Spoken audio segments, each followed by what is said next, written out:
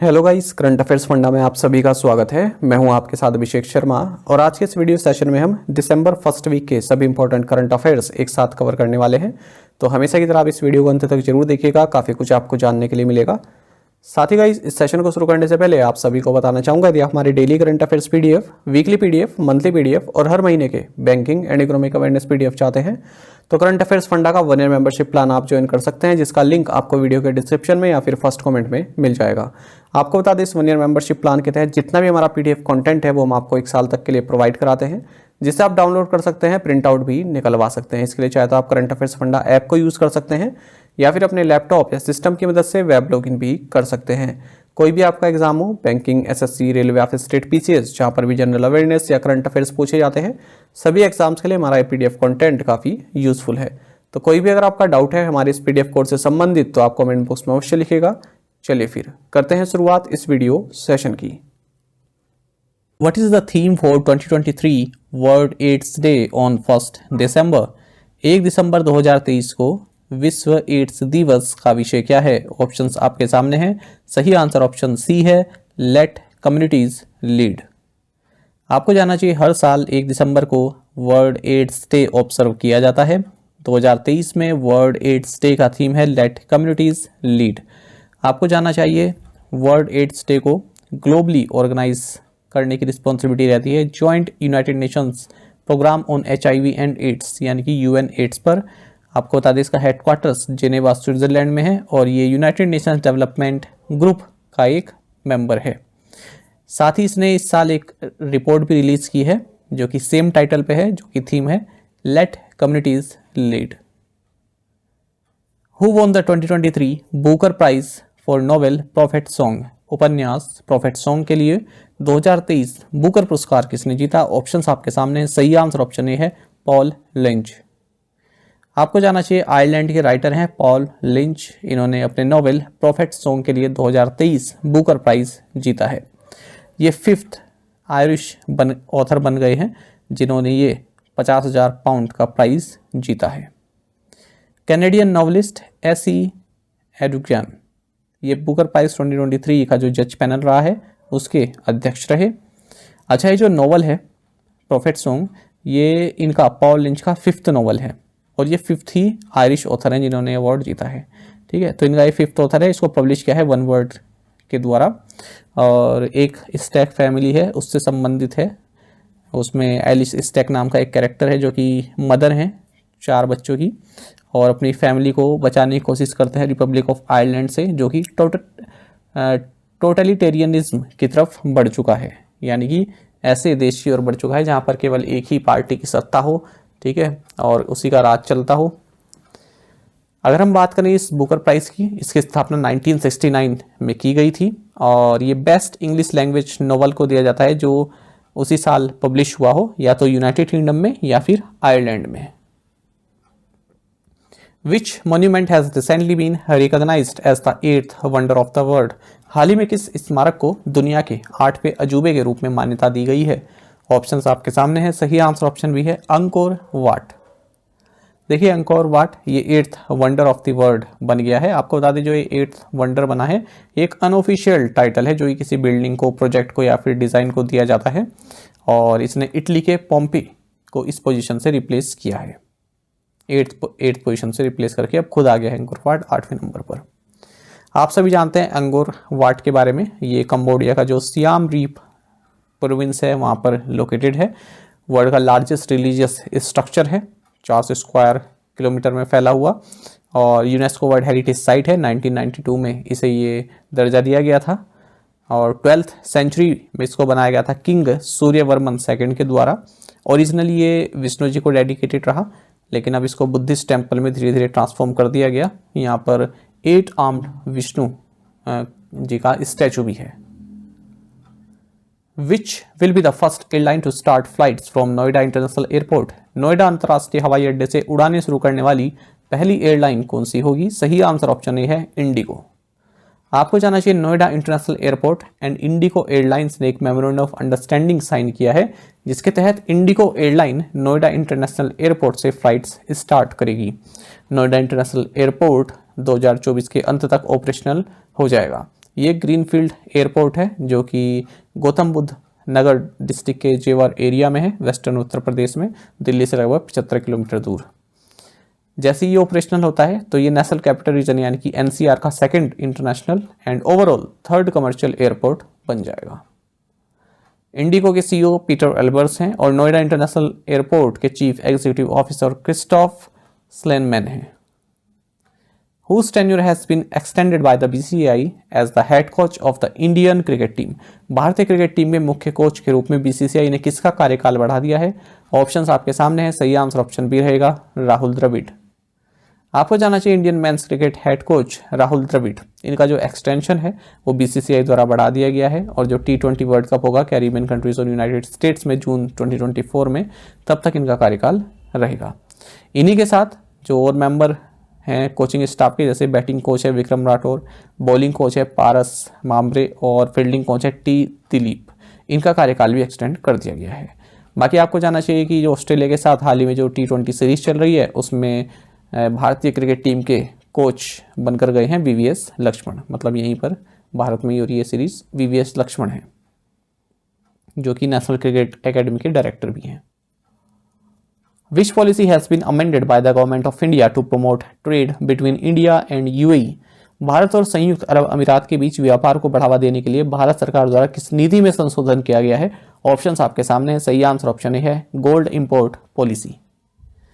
देखिए central government ने gold import policy condition को अमेंड किया है, कुछ रूल्स उसमें ट्वीक किए हैं ताकि जो गोल्ड ट्रेड है इंडिया एंड यूएई के बीच में, ठीक है, वो ट्रेड आगे बढ़ सके, इजीली हो सके। तो जो directorate general of foreign trade है यानी कि DGFT, इसने अब Indian international bullion exchange IFC limited के थ्रू गोल्ड इंपोर्ट करने की मंजूरी दे दी है, वो भी कंसेशनल इंपोर्ट ड्यूटी रेट पर। आपको बता दें India UAE comprehensive economic partnership agreement CEPA ये मई 2022 से जो है अस्तित्व में आ गया है, लागू हो गया है। इसके तहत एक टैरिफ रेट कोटा प्रोविज़न है, तो उसी प्रोविज़न के तहत यहाँ पर जो इंपोर्ट ड्यूटी है उसमें थोड़ा कंसेशन मिल जाता है और ये कंसेशन है 1%। ठीक है, आपको जानना चाहिए भारत वर्ल्ड का सेकंड लार्जेस्ट ज्वेलरी मार्केट है चाइना के बाद। इस तरह की चीज़ें आप नोट कर लिया करें, ठीक है, जो कि भारत इस सेकंड लार्जेस्ट है या लार्जेस्ट है, थर्ड लार्जेस्ट है। यूएई इंडिया का थर्ड लार्जेस्ट ट्रेड पार्टनर रहा है 2022-23 में। IIBX India international bullion exchange की अगर हम बात करें, इसे गिफ्ट IFSC गांधीनगर द्वारा इस्टेब्लिश किया गया जुलाई 2022 में। इसे IFSCA रेगुलेट करता है और इसको प्रमोट करते हैं इंडिया के leading market infrastructure institution like NSC, India INX, NSTL, CDSL and MCX। आपको जानना चाहिए कि भारत गोल्ड इंपोर्ट करता है सबसे ज़्यादा स्विट्जरलैंड से, उसके बाद फिर यूएई से। अच्छा, जो इंपोर्ट है वो अलाउ होता है नॉमिनेटेड एजेंसीज जो कि reserve bank of India, DGFT या IFSCA से जो है प्रमाणित होती हैं। India levies a 15% import duty on gold in general. अच्छा, यहाँ पर आपको भी जानना चाहिए जो बुलियन है उसको IFSCA द्वारा ऑथोराइज जो वॉल्ट्स हैं, ठीक है, जो लॉकअप्स हैं उनमें रखा जाता है, या फिर जो इस तरह के वॉल्ट्स हैं जिन्हें पैनल किया गया India international depository IFSC limited के द्वारा। अच्छा, बुलियन कभी कभी पूछ लेते हैं कि क्या होता है बुलियन, मतलब फिजिकल गोल्ड या फिर silver of high purity that is often capped in the form of bars, ingots और कॉइन्स। आपने देखा होगा ना, सोने के बिस्कुट होते हैं, ठीक है, तो उसी तरह उसको बोलते हैं Boolean. Bullion can sometimes be considered legal tender and is often held as reserves by the central bank or held by institutional investors। आपको पता होना चाहिए कि बुलियन क्या होता है। Who chaired the National Biofuel Coordination Committee NBCC? राष्ट्रीय जैव ईंधन समन्वय समिति NBCC की अध्यक्षता किसने की? सही आंसर ऑप्शन सी रहेगा, हरदीप सिंह पुरी। देखिए national biofuels coordination committee NBCC, इसकी अध्यक्षता हरदीप सिंह पुरी जो कि minister of petroleum and natural gas and housing and urban affairs हैं, इन्होंने की है। इन्होंने अनाउंस किया है कि हम जो CNG ट्रांसपोर्ट है, PNG डोमेस्टिक सेगमेंट जो है सिटी गैस डिस्ट्रीब्यूशन सेक्टर का, उसमें कंप्रेस्ड बायोगैस की ब्लेंडिंग को अब फेज वाइज मैंडेटरी कर देंगे। तो इस कमेटी ने ये डिसाइड किया है CBG ब्लेंडिंग ऑब्लिगेशन यानी कि CBO ये वॉलंटरी रहेगा फिजिकल 2024-2025 के लिए, मैंडेटरी हो जाएगा फिजिकल 2025-26 से। CBO यानी कि CBG ब्लेंडिंग ऑब्लिगेशन, इसको रखा जाएगा 1%, 3% and 4% of total CNG PNG consumption for physical year 2025-26, 2026-27 and 2027-28 respectively. और 2028-29 से CBO 5% रहेगा। एक सेंट्रल डिपॉजिटरी बॉडी भी बनाई जाएगी जो कि इससे मॉनिटर करेगी इस ब्लेंडिंग को। इसके तहत अब 2028-29 तक 750 CBG यानी ये कंप्रेस्ड बायोगैस प्रोजेक्ट्स जो हैं इस्टेब्लिश हो जाएंगे देश भर में। साथ ही कुछ सस्टेनेबल एविएशन फ्यूल टारगेट्स भी इन्होंने दिए हैं। 1% SAF इंडिकेटिव ब्लेंडिंग टारगेट इन 2027, 2% SAF ब्लेंडिंग टारगेट इन 2028। हरदीप सिंह पुरी से संबंधित एक और करंट अफेयर देख लेते हैं। तो वाराणसी को पोल्यूशन फ्री बनाने के मकसद के तहत वाराणसी का second floating compress natural gas mobile refuelling unit station Ravidas Ghat पर इनोग्रेट किया गया हरदीप सिंह पुरी द्वारा। ये कंट्री का सेकंड सच स्टेशन है जो कि CNG बोट्स के लिए बनाया गया है after Namo Ghat CNG Varanasi. Who will chair the task force set up by the IRDAI to examine the impact of Digital Personal Data Protection Act 2023 on the insurance sector? बीमा क्षेत्र पर डिजिटल व्यक्तिगत डेटा संरक्षण अधिनियम 2023 के प्रभाव की समीक्षा के लिए IRDAI द्वारा गठित टास्क फोर्स की अध्यक्षता कौन करेगा? सही आंसर ऑप्शन डी है, रणदीप सिंह जापाल। देखिए, insurance regulatory and development authority of India यानी कि IRDAI ने एक टास्क फोर्स कॉन्स्टिट्यूट की है जो कि digital personal data protection act 2023 के इंश्योरेंस सेक्टर पर क्या इम्पैक्ट पड़ेगा उसको एग्जामिन करेगा। 1 महीने के अंदर ये टास्क फोर्स अपनी रिपोर्ट सौंपेगा।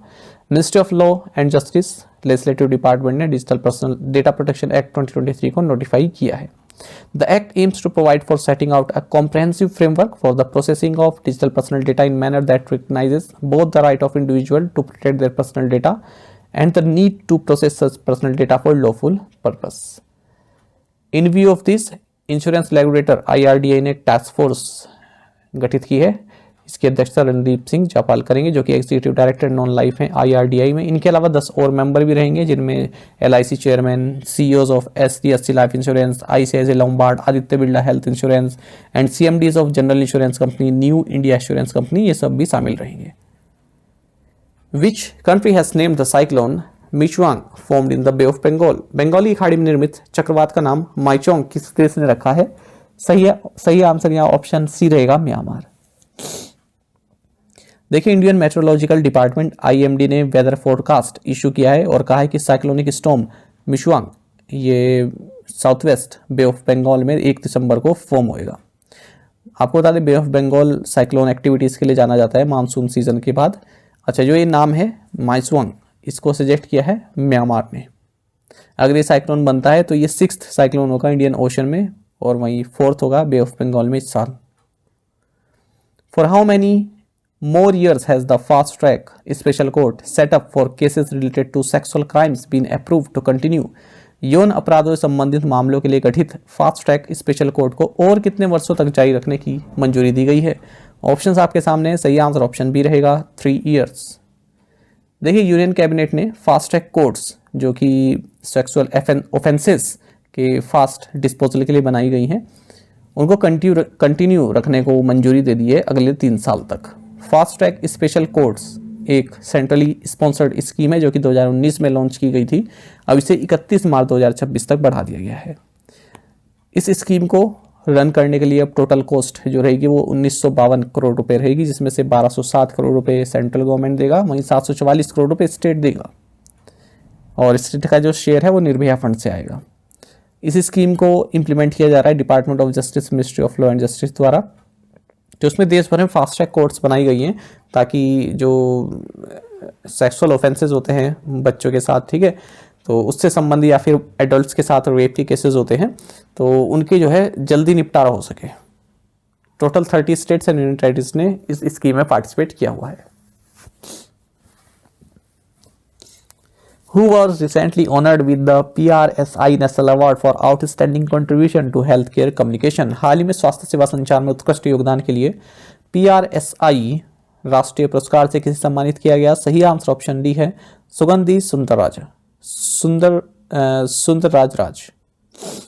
देखिए सुगंधी सुंदराराज जो कि रीजनल हेड हैं public relations at Apollo Hospital, इन्हें PRSI national award for outstanding contribution to the Public Relation Society of India and public relation industry से सम्मानित किया गया है। The award recognises her dedication to the communications and public relations industry and her stellar role in shaping the strategic management of the public relations function in the healthcare domain. What field of medicine did S.S. Badrinath, who passed away recently, specialize in? S.S. Badrinath जिनका हाल ही में निधन हो गया, चिकित्सा किस क्षेत्र में विशेषज्ञ थे? सही आंसर ऑप्शन डी है ऑफ्थेल्मोलॉजी। देखिए डॉक्टर S.S. बद्रीनाथ जो कि one of the India top most ophthalmologist रहे हैं और शंकर नेत्रालय के फाउंडर भी रहे हैं जिसका हेडक्वार्टर्स चेन्नई में है। इनका हाल में निधन हो गया 83 की एज में। जाने माने आई डॉक्टर रहे हैं। पद्मश्री इनको 1983 में मिला, 1999 में पद्म भूषण दिया गया है। ये इसलिए लिया है कि देखिए क्योंकि जो PIB में प्राइम मिनिस्टर का भी इसमें जो है शोक संवेदना जो है उसमें आई है PIB में भी, उन्होंने भी इनके निधन पर शोक व्यक्त किया है। और ओबिचुरीज देख लेते हैं। जापान में जो लार्जेस्ट रिलीजियस बुद्धिस्ट ऑर्गेनाइजेशन है शोकाग अकई, इसके फॉर्मर हेड रहे हैं दैशाकू इकेदा, इनका हाल ही में निधन हो गया 95 की एज में। CK गोपीनाथन जो कि डायरेक्टर रहे हैं धनलक्ष्मी बैंक के बोर्ड में, इनका हाल ही में निधन हो गया है हार्ट अटैक के कारण। चार्ली मुंगेर ये बिलियनियर फिलेंथ्रोपिस्ट रहे हैं। बर्कशायर हैथवे वाइस चेयरमैन रहे हैं। वॉरेन बफेट के क्लोजेस्ट एड रहे हैं, इनका भी हाल ही में कैलिफोर्निया में 99 की एज में निधन हो गया। महत्वपूर्ण रहेगा ये वाला करंट अफेयर ना, ये obituary. Farmer US secretary of state Henry Kissinger, इनका हाल ही में 100 की एज में निधन हो गया। ये अमेरिका के टॉप डिप्लोमेट रहे हैं और नेशनल सिक्योरिटी एडवाइजर रहे हैं रिचर्ड निक्सन और गेराल्ड फोर्ड के टाइम पर। Which company has partnered with Mastercard to offer digital supply chain financing solution for India's MSME? Bharat के MSME के लिए डिजिटल आपूर्ति श्रृंखला वित्त पोषण समाधान की पेशकश करने के लिए किस कंपनी ने मास्टरकार्ड के साथ साझेदारी की? सही आंसर ऑप्शन सी है यूग्रो कैपिटल। देखिए पेमेंट्स कंपनी मास्टरकार्ड ने पार्टनरशिप अनाउंस की है MSME लेंडर यूग्रो कैपिटल के साथ to offer short term loans as digital supply chain financing solution to dealers, distributors and last mile retailers among other small merchants and women entrepreneurs. वही है ना, मिलकर दोनों जो है पैसा देंगे। मास्टरकार्ड की अगर हम बात करें CEO माइकल मीबैक है और हेडक्वार्टर इसका न्यूयॉर्क यूनाइटेड स्टेट्स में है। In which state was the foundation stone of National Skill Training Institute NSTI Plus laid by Union Minister Dharmendra Pradhan? केंद्रीय मंत्री धर्मेंद्र प्रधान द्वारा किस राज्य में राष्ट्रीय कौशल प्रशिक्षण संस्थान NSTI Plus की आधारशिला रखी गई? सही आंसर ऑप्शन बी है ओडिशा। आपको जाना चाहिए union minister for education and skill development Dharmendra Pradhan, इन्होंने उड़ीसा के जातनी में national skill training institutes NSTI Plus की आधारशिला रखी है। NSTI Plus ये डायरेक्टर जनरल ऑफ ट्रेनिंग के तहत आता है DGT जो कि अपेक्स ऑर्गेनाइजेशन है ministry of skill development and entrepreneurship के तहत। तो इस NSTI Plus में जो है 500 इंस्ट्रक्टर्स को फेज 1 में ट्रेन किया जाएगा under the craftsman instructor training scheme, ठीक है। और आगे धीरे धीरे अनदर 500 इंस्ट्रक्टर्स को upskilling and reskilling provide की जाएगी। The inefficient NSTI Plus will also serve as a nucleus for emerging startups, an incubation center and versatile hub for cultivating various skills. It will also take on the role of capacity building centers for educators in schools. The Asian Development Bank has approved a $170 million loan for modernizing of water supply services in which city? एशियाई विकास bank ने किस शहर में जल आपूर्ति सेवाओं के आधुनिकीकरण के लिए 170 मिलियन अमेरिकी डॉलर ऋण को मंजूरी दी है? ऑप्शंस आपके सामने, सही आंसर ऑप्शन नहीं रहेगा कोची। देखिए एशियन डेवलपमेंट बैंक ने 170 मिलियन डॉलर का लोन अप्रूव कर दिया है जिसके तहत कोची केरल में जो वाटर सप्लाई सर्विसेज है उनके मॉडर्नाइजेशन का कार्य किया जाएगा। अच्छा, कोची से ही संबंधित एक करंट अफेयर आप ये जानिएगा कि हाल ही में British luxury travel magazine Conde Nast traveller इसने कोची को one of the best places to go in Asia in 2024 चुना है। ये हम MCQ फॉर्मेट में भी कर चुके हैं। एक और करंट अफेयर आप जानिएगा केरल से संबंधित। केरल का जो रिस्पॉन्सिबल टूरिज्म मिशन है इसको United Nations World Tourism Organisation ने अपने केस स्टडीज लिस्ट में शामिल किया है। कोची से संबंधित आप कुछ फैक्ट जानिएगा। कोची को कहते हैं क्वीन ऑफ द अरेबियन सी, ये कई बार पूछा जाता है। Kochi water metro first water metro system है भारत का, और कोची इंटरनेशनल एयरपोर्ट ये पहला ऐसा एयरपोर्ट है पूरे वर्ल्ड में जो पूरी तरह से सोलर एनर्जी पर चलता है। Who has been appointed as the president elect of FICCI for 2023-24? 2023-24 के लिए फिक्की के निर्वाचित अध्यक्ष के रूप में किसे नियुक्त किया गया है? ऑप्शंस आपके सामने है। सही आंसर ऑप्शन ए रहेगा अनीश शाह। आपको जानना चाहिए महिंद्रा ग्रुप के चीफ एग्जीक्यूटिव ऑफिसर यानी कि सीईओ अनीश शाह ये फिक्की यानी कि federation of Indian chambers of commerce and industry के प्रेसिडेंट होंगे 2023-24 के लिए, और ये सक्सीड करेंगे सुब्रकांत पांडा को। फिक्की की स्थापना 1927 में हुई थी, ये आपको याद रखना है क्योंकि कई बार एग्जाम में पूछा जाता है, पहले भी पूछा गया है। फिक्की का हेडक्वार्टर्स न्यू दिल्ली में है। What is S&P global ratings revised growth forecast for India in fiscal year 24? वित्त वर्ष 24 में भारत के लिए S&P ग्लोबल रेटिंग्स का संशोधित विकास पूर्वानुमान क्या है? ऑप्शंस आपके सामने है। सही आंसर ऑप्शन बी है 6.4%। आपको जानना चाहिए American rating agency S&P global ratings इन्होंने इंडिया की जो ग्रोथ फोरकास्ट है फिस्कल 24 के लिए इसे रिवाइज किया है।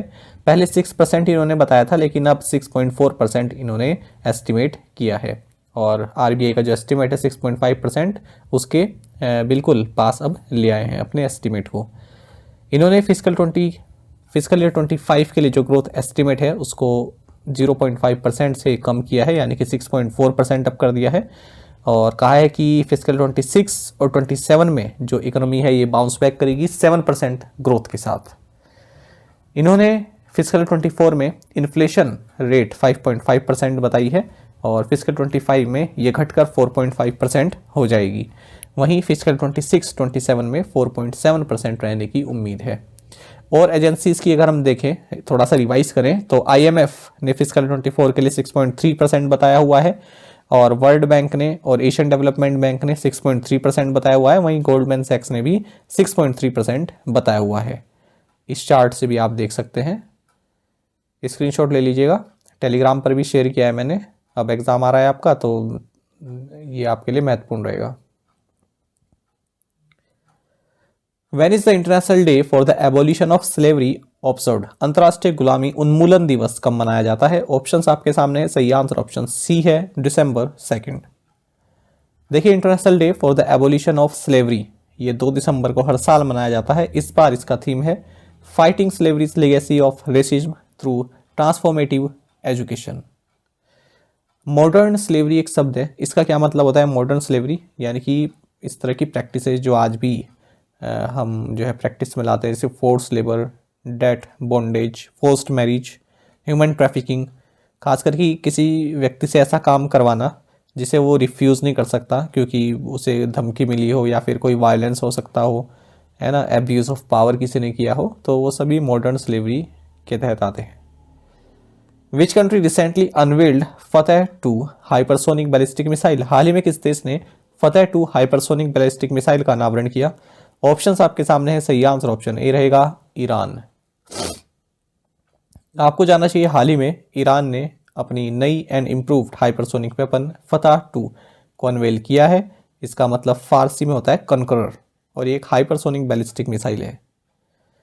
Hypersonic missile is a weapon system that flies at least at the speed of Mach 5 यानी कि स्पीड ऑफ साउंड के 5 गुना स्पीड से जो है हाइपरसोनिक मिसाइल ये जो है चलती है।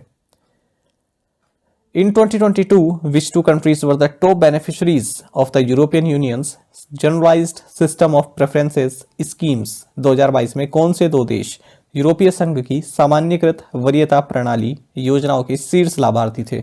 ऑप्शंस आपके सामने। सही आंसर ऑप्शन सी रहेगा इंडिया एंड इंडोनेशिया।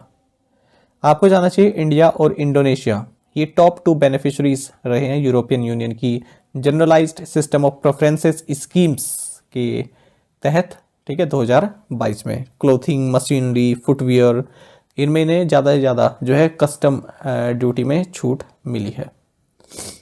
आपको जानना चाहिए जो ये GSP स्कीम है यानी कि जनरलाइज सिस्टम ऑफ प्रेफरेंस, ये पहले तो आपको ये पता होना चाहिए किससे संबंधित है, यूरोपियन यूनियन से संबंधित है। तो इसमें यूरोपियन यूनियन क्या करता है, कुछ ऐसे प्रोडक्ट्स जो किसी कंट्री से आ रहे हैं, डेवलपिंग कंट्रीज से आ रहे हैं, तो उनमें या तो जीरो कस्टम ड्यूटी लगाता है या कस्टम ड्यूटी रिड्यूस कर देता है, मतलब उनको प्रेफरेंशियल प्रोडक्ट्स के तौर पर उन्हें चिन्हित कर देता है। ठीक है, तो इंडिया और इंडोनेशिया सबसे ज़्यादा ऐसे प्रोडक्ट्स रहे हैं, ये कहने का मतलब है।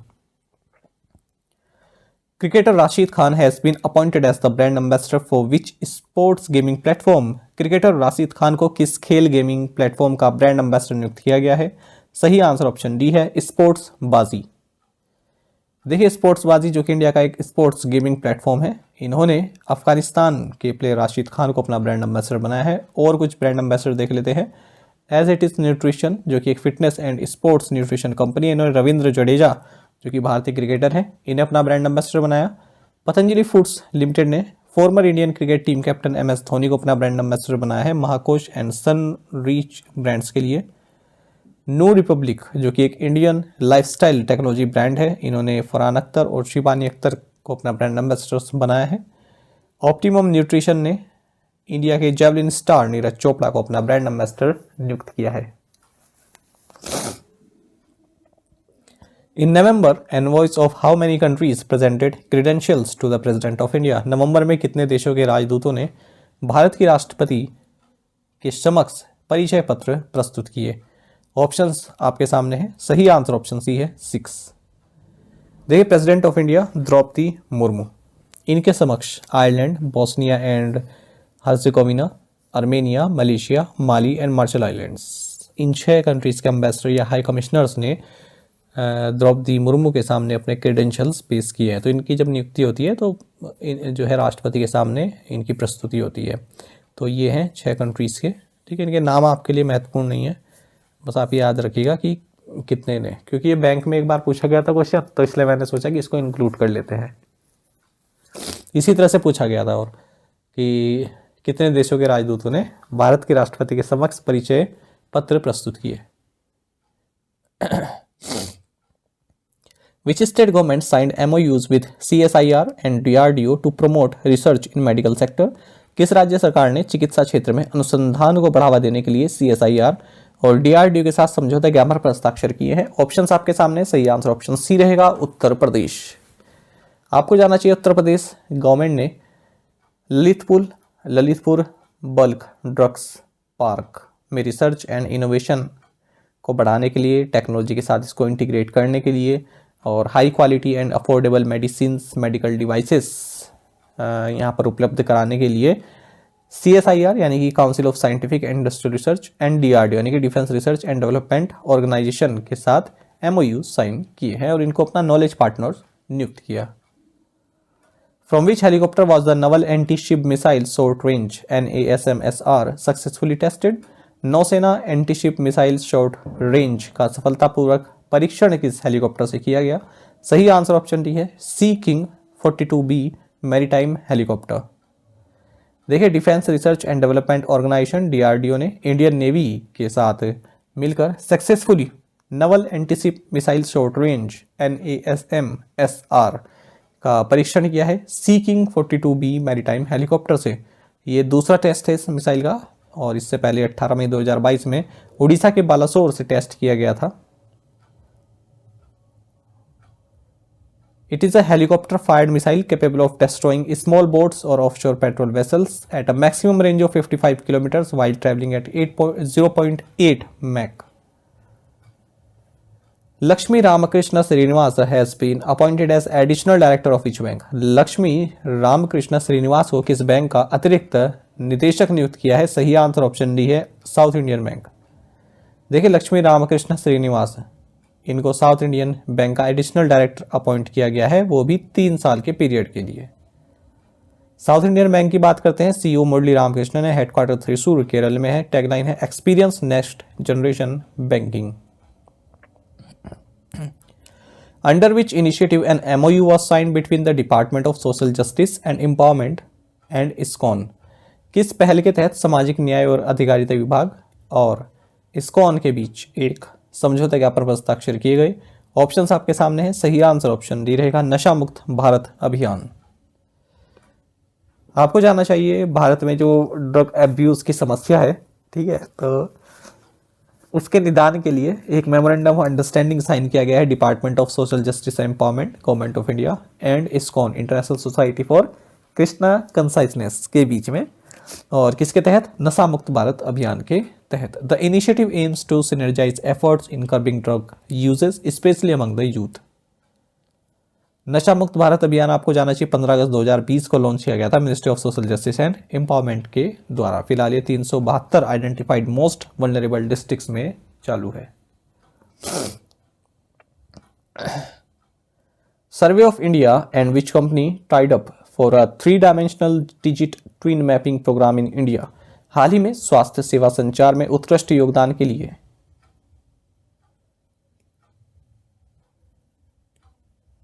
ओह माफ़ कीजिएगा, इसका हिंदी कन्वर्ट करना मैं भूल गया, माफ़ी चाहूँगा। ये कल वाले क्वेश्चन की हिंदी आ गई। देखिए, सर्वे ऑफ इंडिया और विच कंपनी और किस कंपनी ने 3-dimensional digital twin mapping programme के लिए टाई अप किया है? सही आंसर ऑप्शन डी रहेगा, जेनेसिस इंटरनेशनल। आपको जाना चाहिए national mapping agency, survey of India and genesis international जो कि एक इंडियन मैपिंग कंपनी है, इन्होंने एक स्ट्रेटजी टाई अप किया है भारत में 3-dimensional यानी कि 3D digital twin mapping programme के लिए। जेनेसिस इस तरह से पहली कंपनी बन गया है जिसने सर्वे ऑफ इंडिया के साथ डिजिटल ट्विन मैपिंग के लिए एग्रीमेंट किया है।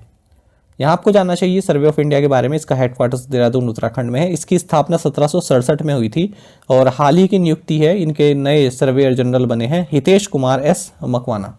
तो महत्वपूर्ण अपॉइंटमेंट है ये।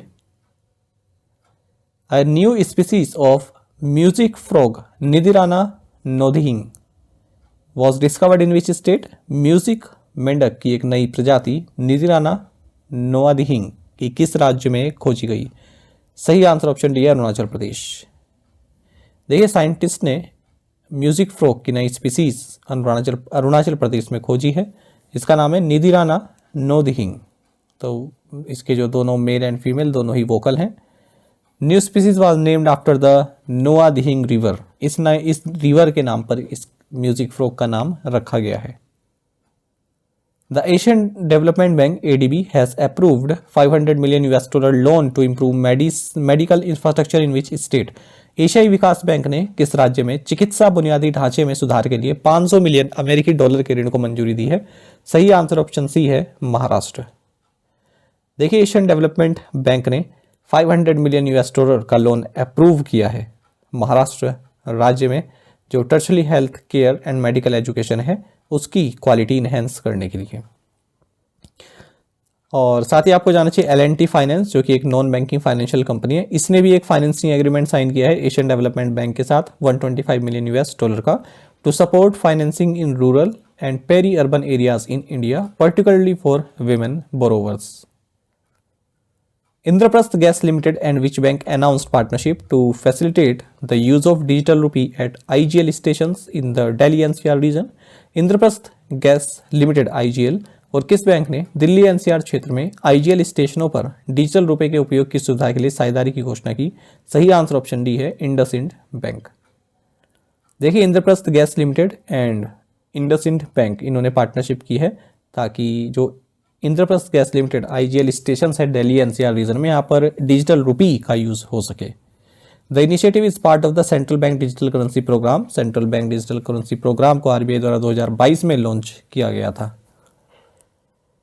मैनेजिंग डायरेक्टर एंड CEO कौन है इंडसइंड बैंक के? Sumant Kathpalia. NASSCOM signed an MOU with NRW Global to establish launchpad in which country? NASSCOM ने किस देश में launchpad स्थापित करने के लिए NRW Global के साथ एक समझौता ज्ञापन पर हस्ताक्षर किए? सही आंसर ऑप्शन सी है, जर्मनी।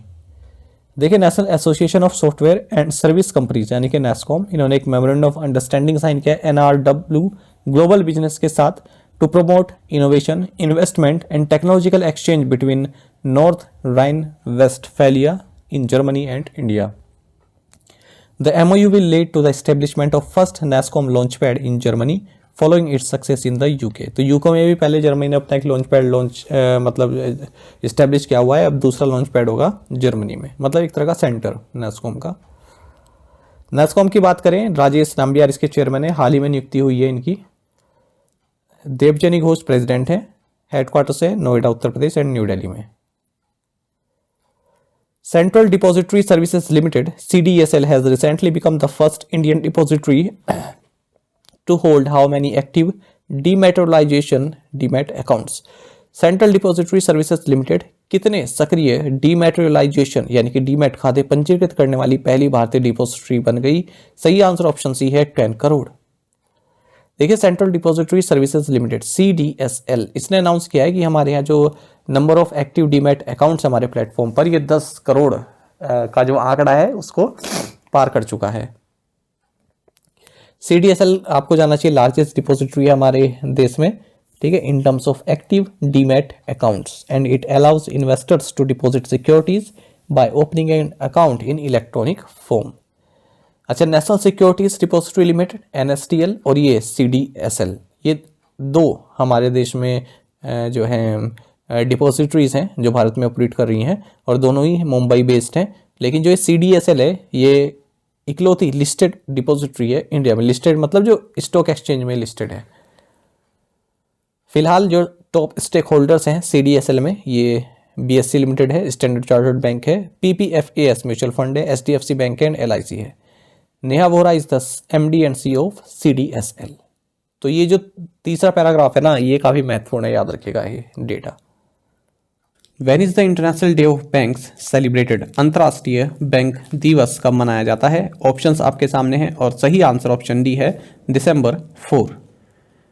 आपको जानना चाहिए 19 दिसंबर 2019 को UN जनरल असेंबली ने एक रेजोल्यूशन एडॉप्ट किया और उसमें ये डिसाइड किया गया कि हर साल 4 दिसंबर के दिन international day of banks celebrate किया जाएगा।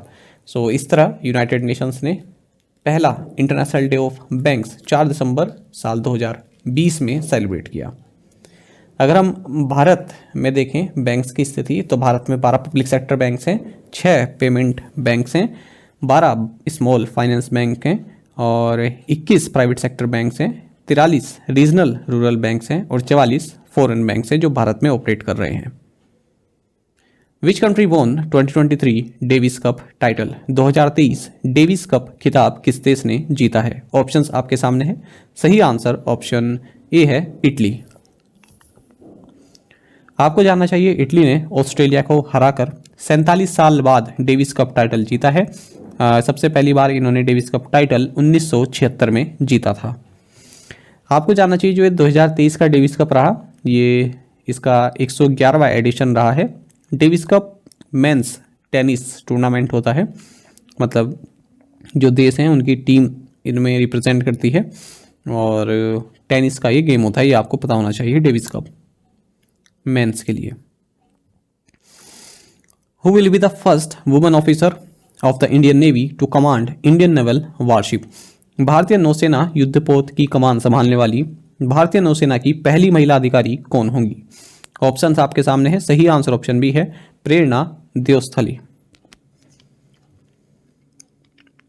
आपको जानना चाहिए कमांडर प्रेरणा देओस्थली ये फर्स्ट वुमेन ऑफिसर होंगी इंडियन नेवी की जो कि किसी इंडियन नेवल वारशिप को कमांड करेंगी। देओस्थली प्रेजेंटली फर्स्ट लेफ्टिनेंट है वारशिप INS चेन्नई में। ये मुंबई से हैं और अब इन्हें कमांडिंग ऑफिसर अपॉइंट किया गया है INS त्रिंकट जो कि गोवा बेस्ड एक इंडियन नेवल शिप है। 2 नियुक्ति और देख लेते हैं डिफेंस से संबंधित। एयर मार्शल मकरंद रानाडे इन्हें director general inspection and safety नियुक्त किया गया है एयरफोर्स हेडक्वार्टर्स न्यू दिल्ली में। ये एयर मार्शल संजीव कपूर को सक्सीड कर रहे हैं।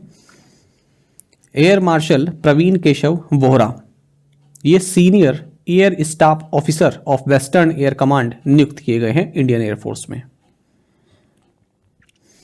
What has the central government decided to do by renaming Ayushman Bharat health and wellness centres ABHWCs? केंद्र सरकार ने आयुष्मान भारत स्वास्थ्य और कल्याण केंद्रों का नाम बदलकर क्या रखने का फैसला किया है? सही आंसर ऑप्शन डी रहेगा आयुष्मान आरोग्य मंदिर। आपको जानना चाहिए यूनियन गवर्नमेंट ने डिसाइड किया है कि हम Ayushman Bharat health and wellness centres का जो है नाम चेंज करते हैं और अब इन्हें आयुष्मान आरोग्य मंदिर के नाम से पुकारा जाएगा और टैगलाइन रहेगी आरोग्यम परमम धनम। आपको जानना चाहिए फिलहाल भारत में 1.6 लाख से ज़्यादा Ayushman Bharat health and wellness centres हैं, जिनका मकसद है कॉम्प्रिहेंसिव प्राइमरी हेल्थ केयर, जिसमें कि maternal and child health services provide कराना, free essential drugs and diagnostic services provide कराना।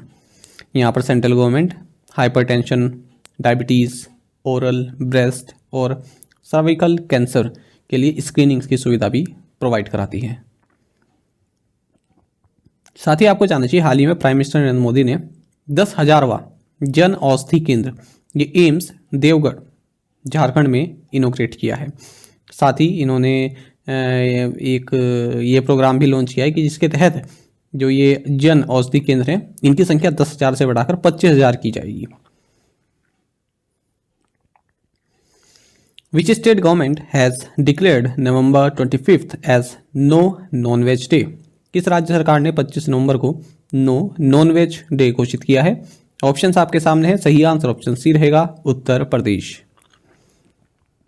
आपको जानना चाहिए, उत्तर प्रदेश गवर्नमेंट ने डिसाइड किया है कि हम 25 नवंबर को नो नॉन वेज डे जो है ऑब्जर्व करेंगे, क्योंकि इस दिन बर्थ एनिवर्सरी होती है साधु TL वासवानी की, जिन्होंने कि वेजिटेरियन लाइफस्टाइल को जो है एडवोकेट किया था, इसके पक्षधर रहे।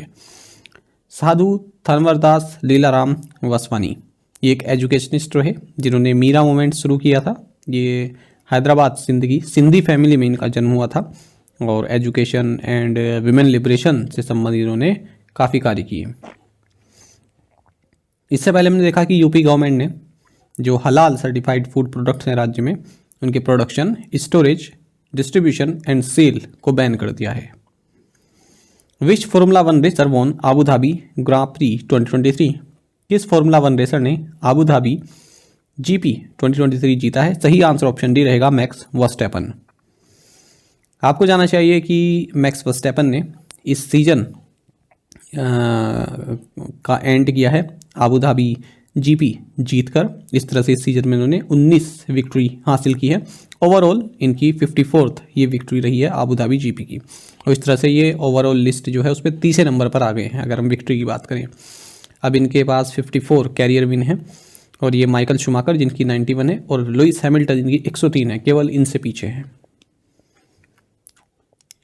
ये सभी रेसेस वर्स्टैपन ने इस साल जीती हैं।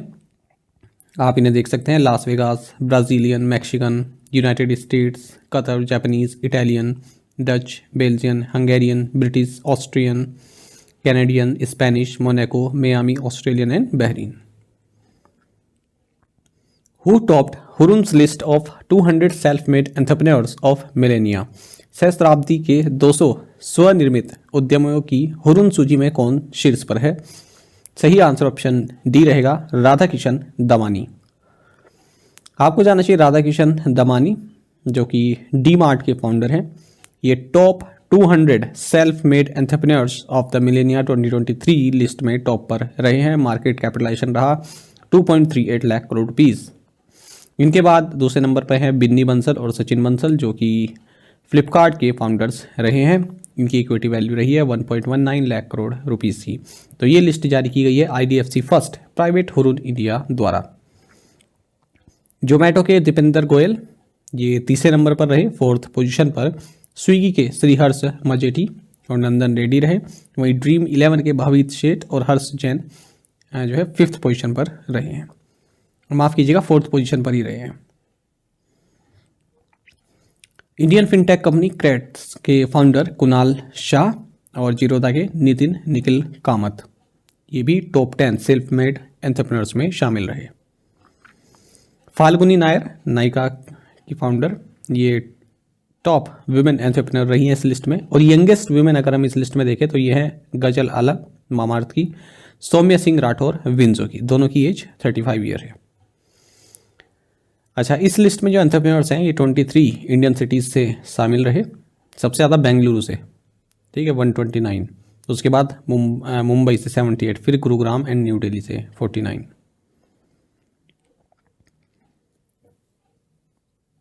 The union cabinet has approved the terms of reference for which finance commission? केंद्रीय मंत्रिमंडल ने किस वित्तीय आयोग के लिए संदर्भ शर्तों को मंजूरी दी है? सही आंसर ऑप्शन बी रहेगा, 16th फाइनेंस कमीशन।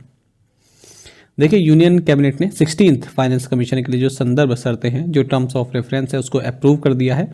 ये कमीशन अपनी रिपोर्ट अवेलेबल कराएगा 31 अक्टूबर 2025 से, ठीक है, 2025 तक, 31 अक्टूबर 2025 तक अपनी रिपोर्ट अवेलेबल कराएगा और जिसकी रिकमेंडेशन होगी वो 5 साल के लिए वैलिड रहेंगी और इनका शुरुआत होगी 1 अप्रैल 2026 से। आपको बता दें आर्टिकल 280 आप सभी जानते हैं फाइनेंस कमीशन से संबंधित है। ये रिकमेंडेशन देता है कि किस तरह से जो टैक्सेस हैं वो यूनियन एंड स्टेट के बीच में जो है डिस्ट्रीब्यूट किए जा सके। 15th फाइनेंस कमीशन आप सभी जानते हैं 27 नवंबर 2017 में कॉन्स्टिट्यूट की गई थी। इसने 6 साल के लिए अपने रिकमेंडेशन दिए थे जिनकी शुरुआत 1 अप्रैल 2020 से हुई थी और ये कब तक वैलिड रहेंगे, 2025-26 तक। What is the duration for which the प्रधानमंत्री गरीब कल्याण अन्न योजना has been extended? प्रधानमंत्री गरीब कल्याण अन्न योजना की अवधि कितने वर्ष के लिए बढ़ा दी गई? सही आंसर ऑप्शन बी है 5 years।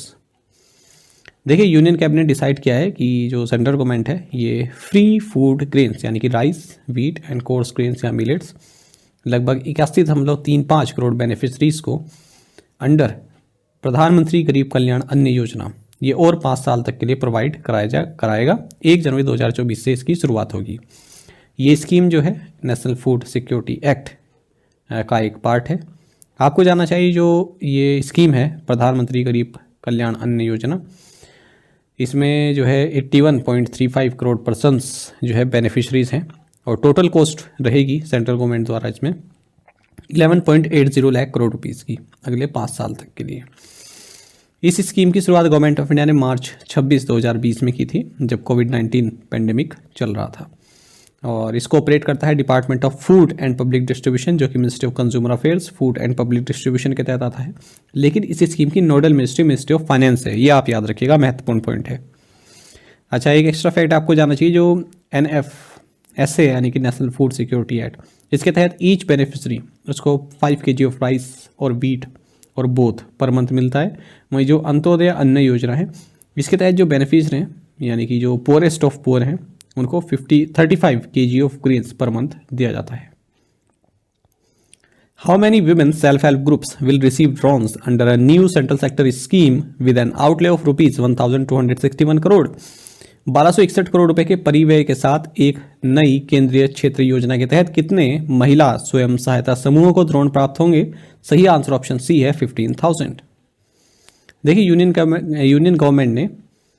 कैबिनेट ने एक सेंट्रल सेक्टर स्कीम को अप्रूव किया है जिसके तहत जो विमेन सेल्फ हेल्प ग्रुप्स हैं उनको ड्रोन्स प्रोवाइड कराए जाएंगे और टोटल लागत रहेगी इस स्कीम की 1261 करोड़ रुपए और इस स्कीम का पीरियड रहेगा 2024-25 से 2025-26 तक। इसके तहत जो 15,000 selected women self help groups हैं उनको ड्रोन प्रोवाइड कराए जाएंगे, ठीक है, ताकि वो एग्रीकल्चर पर्पस के लिए जो फार्मर्स हैं उनको रेंट पर दे सके। तो इस स्कीम में जो है department of agriculture farmers welfare, department of rural development, department of fertilisers, women self help groups, lead fertiliser companies, ये सभी जो है शामिल रहेंगी। इसमें जो ड्रोन की कॉस्ट है उसमें 80% जो है सेंट्रल फाइनेंशियल असिस्टेंस प्रोवाइड होगी। वहीं जो एक्सेसरीज हैं, जो एंसिलरी चार्जेस हैं मैक्सिमम 8 लाख रुपए तक के, ठीक है, वो भी प्रोवाइड कराएगा central government. Cluster level federation जो सेल्फ हेल्प ग्रुप से संबंधित है बाकी की amount national agriculture infra finance facility से लोन के रूप में प्राप्त कर सकती है और इसमें इन्हें 3% का इंटरेस्ट सबवेंशन भी मिलेगा।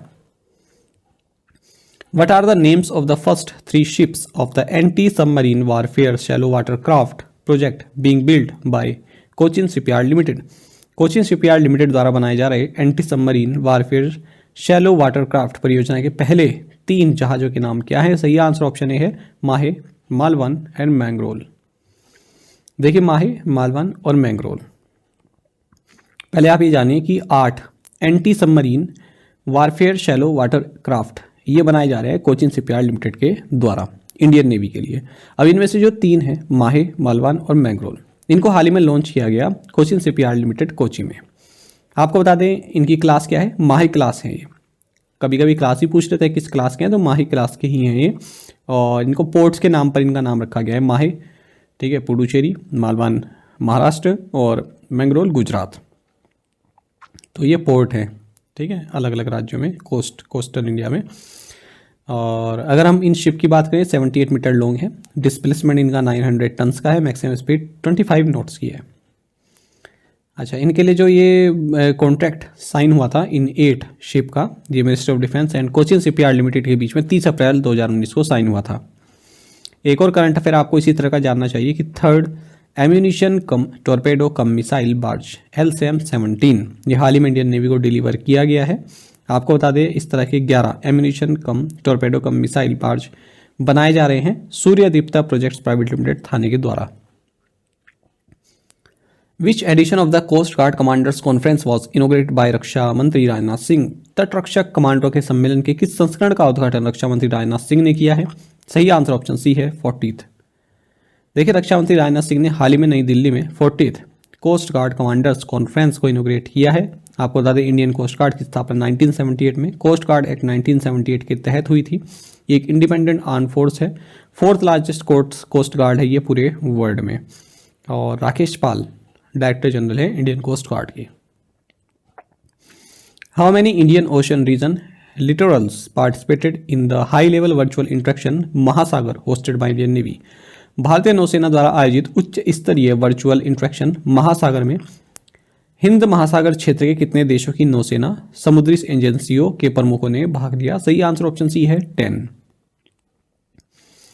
देखिए, हाल ही में एक हाई लेवल वर्चुअल इंटरेक्शन जिसका नाम महासागर है, इसको होस्ट किया गया इंडियन नेवी द्वारा, ठीक है, वर्चुअली ऑनलाइन इसको होस्ट किया गया। इसमें जो हमारे आर हरी कुमार हैं जो चीफ है नवल स्टाफ के, इन्होंने जो 10 इंडियन ओशन रीजन लिटोरल्स हैं यानी कि Bangladesh, Comoros, Kenya, Madagascar, Maldives, Mauritius, Mozambique, Seychelles, Sri Lanka, Tanzania, ठीक है, इनकी जो भी समुद्री एजेंसी हैं या फिर नेवीज हैं इनके हेड्स के साथ इंटरेक्शन किया है। तो ये अपनी तरह का पहला इंटरेक्शन था। इसका थीम रहा collective maritime approach towards countering common challenges. अच्छा, जो महासागर है इसकी फुल फॉर्म क्या है? Maritime heads for active security and growth for all in the region. The President of India, Draupadi Murmu, presented the President's Color to Armed Forces Medical College at which place? Bharat के राष्ट्रपति द्रौपदी मुर्मू ने किस स्थान पर सशस्त्र बल मेडिकल कॉलेज को President colour प्रदान किया? सही आंसर ऑप्शन ए है पुणे। देखिए, President of India Droupadi Murmu ने प्रेसिडेंट्स कलर प्रदान किया है arm forces medical college Pune को, और इन्होंने arm forces centre for computational medicine जिसका नाम प्रजना है इसको भी लॉन्च किया। आपको जानना चाहिए chief of defence staff general Anil Chauhan, इन्होंने टेलीमानस सेल जो कि सर्विंग पर्सनल के लिए उनके डिपेंडेंट्स के लिए है, इसको इनॉग्रेट किया है arm forces medical college Pune में। Telemental health assistance and networking across states यानी कि टेलीमानस, ये initiative ministry of health and family welfare द्वारा अक्टूबर 2022 को लॉन्च किया गया था, और इसका मकसद है free tele mental health services all over the country round the clock यानी कि 24/7 प्रोवाइड कराना। इसके लिए एक टोल फ्री नंबर भी है 14416। What is the central share in the total outlay for प्रधानमंत्री जनजाति आदिवासी न्याय महाअभियान PM जनमन। प्रधानमंत्री जनजाति आदिवासी न्याय महाअभियान PM जनमन के लिए कुल परिव्यय में केंद्रीय हिस्सेदारी कितनी है? सही आंसर ऑप्शन बी है 15,336 करोड़ रुपए। देखिए, यूनियन कैबिनेट ने प्रधानमंत्री जनजाति आदिवासी न्याय महाअभियान यानी कि PM जनमन इस स्कीम को अप्रूव कर दिया है। टोटल इसकी लागत रहेगी 24,104 करोड़ रुपए की। एक तो आपको याद रखना है सेंट्रल शेयर इसमें रहेंगे 15,336 करोड़ यानी कि सेंट्रल गवर्नमेंट द्वारा इतना पैसा जो है इसमें दिया जाएगा, यही हमारा क्वेश्चन था। और स्टेट का शेयर कितना रहेगा? 8,768 करोड़ रुपए का। इसमें 11 कुछ महत्वपूर्ण बिंदु हैं उन पर फोकस करा जाएगा। 9 मिनिस्ट्री इसमें शामिल रहेंगी। और आपको बता दें इसकी अनाउंसमेंट प्रधानमंत्री नरेंद्र मोदी ने खुंटी झारखंड में जनजातीय गौरव दिवस के दौरान की थी। जैसा कि बजट स्पीच 2023-24 में भी कहा गया कि जो पर्टिकुलरली वल्नरेबल ट्राइबल ग्रुप्स हैं PVTGs, इनकी सोशियो इकोनॉमिक कंडीशन को इम्प्रूव करने के लिए प्रधानमंत्री PVTG of development mission launch किया जाएगा। ठीक है, जो भी बेसिक एमिनिटीज़ हैं जैसे सेफ हाउसिंग है, क्लीन ड्रिंकिंग वाटर है, सैनिटेशन है, education, health, nutrition, road, telecom connectivity, livelihood opportunities, ये सब प्रोवाइड किया जाएगा।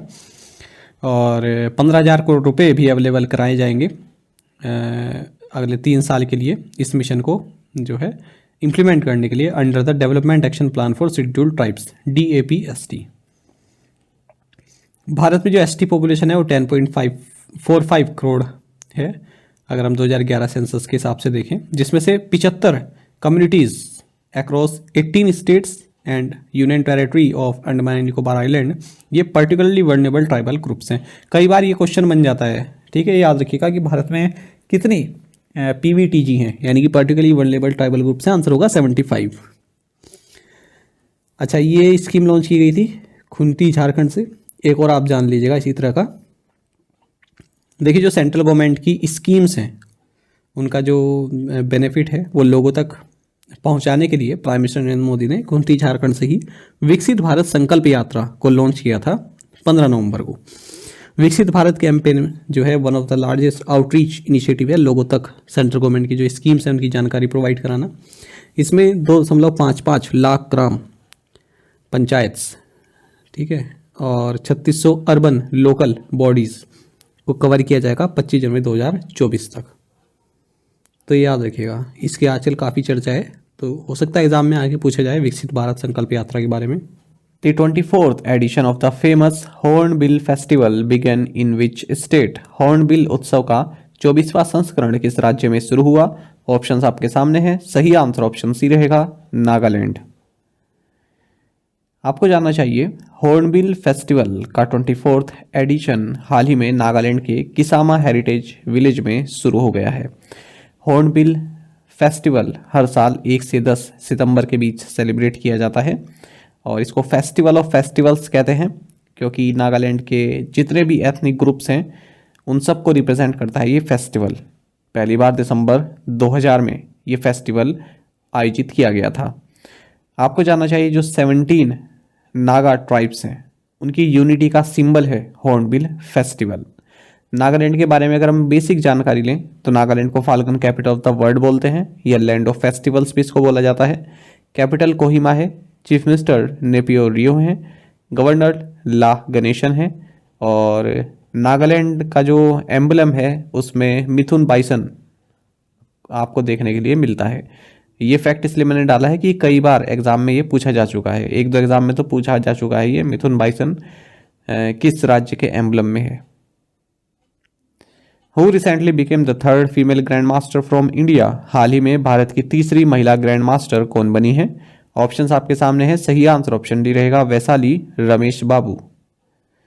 आपको जानना चाहिए कि कोनेरू हम्पी और हरिका द्रोणावली के बाद अब वैशाली रमेश बाबू तीसरी फीमेल ग्रैंड मास्टर बन गई हैं इंडिया से। इन्होंने हाल ही में 2500 फिडे रेटिंग्स को जो है क्रॉस कर लिया है। हाल ही में एल लोब्रेगट ओपन स्पेन में खेला गया तो वहाँ इन्होंने अपनी ये रेटिंग हासिल की और 3rd फीमेल ग्रैंड मास्टर बनी इंडिया से। इन्होंने इस टूर्नामेंट में टर्किश जो चेस प्लेयर हैं तमीर तारिक सेल्वेस इनको हराया है। आपको जानना चाहिए इसी अचीवमेंट के साथ अब वैशाली और इनके जो यंगर ब्रदर हैं रमेश बाबू प्रगनंद, ठीक है, ये दोनों ही first ever grand master sibling pair बन गए हैं चेस हिस्ट्री में। इन्हें तो आप जानते हैं ना, रमेश बाबू प्रगनंदा को, और वैशाली रमेश बाबू को भी जानते हैं, तो दोनों ही भाई बहन हैं और दोनों ही ग्रैंड मास्टर बन गए हैं। What was the growth rate of the Indian economy during the July to September quarter of the financial year 2023-24? वित्त वर्ष 2023-24 की जुलाई से सितंबर तिमाही के दौरान भारतीय अर्थव्यवस्था की विकास दर क्या रही? ऑप्शंस आपके सामने है। सही आंसर ऑप्शन बी है 7.6%। आपको जानना चाहिए कि हाल ही में स्टैटिस्टिक्स मिनिस्ट्री ने ग्रोस डोमेस्टिक प्रोडक्ट डेटा जारी किया है और इसमें बताया गया है कि जो फाइनेंशियल ईयर 2023-24 का सेकंड क्वार्टर है, यानी कि जुलाई से सितंबर, इसमें जो हमारी इकोनॉमी है ये 7.6% से ग्रो की है, जो कि फास्टेस्ट ग्रोइंग मेजर इकोनॉमी है पूरे वर्ल्ड में। आपको बता दें जो रियल जीडीपी या फिर जीडीपी एट कांस्टेंट प्राइसेस रहा है 2023-24 के सेकंड क्वार्टर में, ये 41.74 लाख करोड़ रुपीस रहा, यानी कि 7.6% की ग्रोथ देखने के लिए मिली। वहीं नॉमिनल जीडीपी या फिर GDP at current prices second quarter में 71.66 लाख करोड़ रुपीस रही है, यानी कि 9.1% की ग्रोथ देखने के लिए मिली है। आपको जानना चाहिए आरबीआई ने भारत की जो 2023-24 के लिए जीडीपी ग्रोथ बताई हुई है वो 6.5% बताई हुई है। सेकंड क्वार्टर की थर्ड क्वार्टर की 6 और फोर्थ क्वार्टर की 5.7%। तो आरबीआई का जो एस्टिमेट था उससे तो ज़्यादा ही जो है ये पहुंची है हमारी ग्रोथ 7.6%, जबकि आरबीआई ने बताया है क्वार्टर 2 में 6.5%। सबसे ज़्यादा मैन्युफैक्चरिंग सेक्टर को ग्रोथ देखने के लिए मिली 13.9%, उसके बाद फिर माइनिंग सेक्टर 10% और फिर कंस्ट्रक्शन 13.3%। पहले पर मैन्युफैक्चरिंग, दूसरे पर कंस्ट्रक्शन, तीसरे पर mining. International volunteer day for economic and social development is celebrated on which day? आर्थिक और सामाजिक विकास के लिए अंतर्राष्ट्रीय स्वयंसेवक दिवस किस दिन मनाया जाता है? सही आंसर ऑप्शन डी है December 5। आपको जाना चाहिए international volunteer day for economic and social development ये 5 दिसंबर को ऑब्जर्व किया जाता है। 2023 में इस डे का थीम रहा the power of collective action if everyone did. साथ ही आपको जाना चाहिए कि 5 दिसंबर को ही वर्ल्ड सोइल डे भी मनाया जाता है। इस बार 2023 में वर्ल्ड सोइल डे का थीम है soil and water a source of life. Which two central banks signed an initial pact for cooperation regarding Clearing corporation of India Limited? किन दो केंद्रीय बैंकों ने Clearing corporation of India Limited के संबंध में सहयोग के लिए प्रारंभिक समझौते पर हस्ताक्षर किए? सही आंसर ऑप्शन बी रहेगा RBI and bank of England. देखिए reserve bank of India and bank of England इन्होंने एक memorandum of understanding MOU sign किया है। यह है clearing corporation of India limited CCIL से संबंधित। ठीक है, तो CCIL के जो काम है उनसे संबंधित कोऑपरेशन और जो इन्फॉर्मेशन है इससे संबंधित उसके एक्सचेंज के लिए। The MOU establishes a framework for the Bank of England to place reliance on RBI's regulatory and supervisory activities while safeguarding UK financial stability। देखिए कुछ इश्यूज रहते हैं जो ये यूरोपियन यूनियन के बैंक हैं या फिर यहाँ की रेगुलेटरी एजेंसी है, उनके कुछ इशू रहते हैं कि जो clearing corporation of India limited है क्या इसका जो कार्य है वो पारदर्शिता भरा है या नहीं है, और हम भी ऐसी एजेंसी होनी चाहिए जो इसका ऑडिट कर सकें। ये इनकी डिमांड रही है, हालांकि भारत ने इनकी डिमांड को कभी पूरा नहीं किया, तो इसलिए एक MOU साइन किया है कि जो आरबीआई की जो रेगुलेटरी एंड सुपरवाइजरी एक्टिविटीज़ हैं उन पर जो बैंक ऑफ इंग्लैंड है वो रिलायंस कर सकता है, वो भरोसा रख सकता है। CCIL की बात करें, एक सेंट्रल काउंटर पार्टी है जो कि government securities, foreign exchange, money markets, ठीक है, इनमें कोई इन्वेस्ट करना चाहता है तो उसको clearing and settlement transaction provide कराती है। गारंटीड जो है ट्रांजैक्शन यहाँ पर ये मुहैया कराती है, आरबीआई द्वारा रेगुलेट किया जाता है इसको। MOU साइन किया गया ये RBI deputy governor T Ravishankar and bank of England deputy governor for financial stability सारा ब्रिटन के बीच में लंदन में। What is the amount of the monetary penalty imposed by the Reserve Bank of India on Bank of America? भारतीय reserve bank द्वारा bank of America पर लगाए गए मौद्रिक दंड की राशि कितनी है? सही आंसर ऑप्शन सी है 10,000 रुपीज़। आपको जाना चाहिए रिजर्व बैंक ऑफ इंडिया ने 10,000 रुपये की मॉनेटरी पेनल्टी लगाई है बैंक ऑफ अमेरिका में, और इसके लिए रिजर्व बैंक ऑफ इंडिया ने सेक्शन 11(3) ऑफ FEMA 1999 को यूज़ किया है for violation of reserve bank of India instruction on reporting requirements under liberalised remittance scheme of FEMA 1999। साथ ही रिजर्व बैंक ऑफ इंडिया ने 10,000 रुपीज़ की ही मॉनेटरी पेनल्टी लगाई है HDFC bank limited पर। Same कारण रहेगा जो ऊपर देखा है हमने, ठीक है, वायलेशन किया है FEMA 1999 एक्ट का। With whom did NLC India Limited sign the tripartite MOU in Chennai? Chennai में NLC इंडिया लिमिटेड ने किसके साथ त्रिपक्षीय समझौते ज्ञापन पर हस्ताक्षर किए? ऑप्शंस आपके सामने है, सही आंसर ऑप्शन डी रहेगा Tamil Nadu skill development corporation and Nettur technical training foundation. देखिए NLC इंडिया लिमिटेड जो कि एक नवरत्न PSU है अंडर मिनिस्ट्री ऑफ कोल, इसने एक त्रिपक्षीय एग्रीमेंट साइन किया है, मेमोरेंडम ऑफ अंडरस्टैंडिंग साइन किया है चेन्नई में। तमिलनाडु स्किल डेवलपमेंट कॉर्पोरेशन जो कि नोडल एजेंसी है गवर्नमेंट ऑफ तमिलनाडु की स्किल डेवलपमेंट के लिए, और नेत्तूर टेक्निकल ट्रेनिंग फाउंडेशन बेंगलुरु के साथ।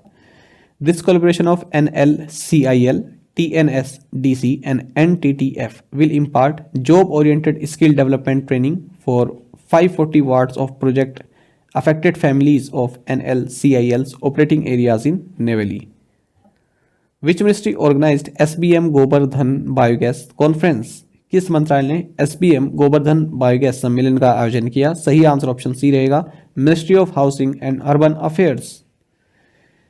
आपको जानना चाहिए जो कंप्रेस्ड बायोगैस सेक्टर है उसको बूस्ट करने के लिए, waste to wealth and circular economy को एक्सलेट करने के लिए ministry of housing and urban affairs ने एसबीएम गोवर्धन बायोगैस कॉन्फ्रेंस को हाल ही में ऑर्गेनाइज किया है GIG circular waste solution and UNIDO के साथ मिलकर भारत मंडपम न्यू दिल्ली में।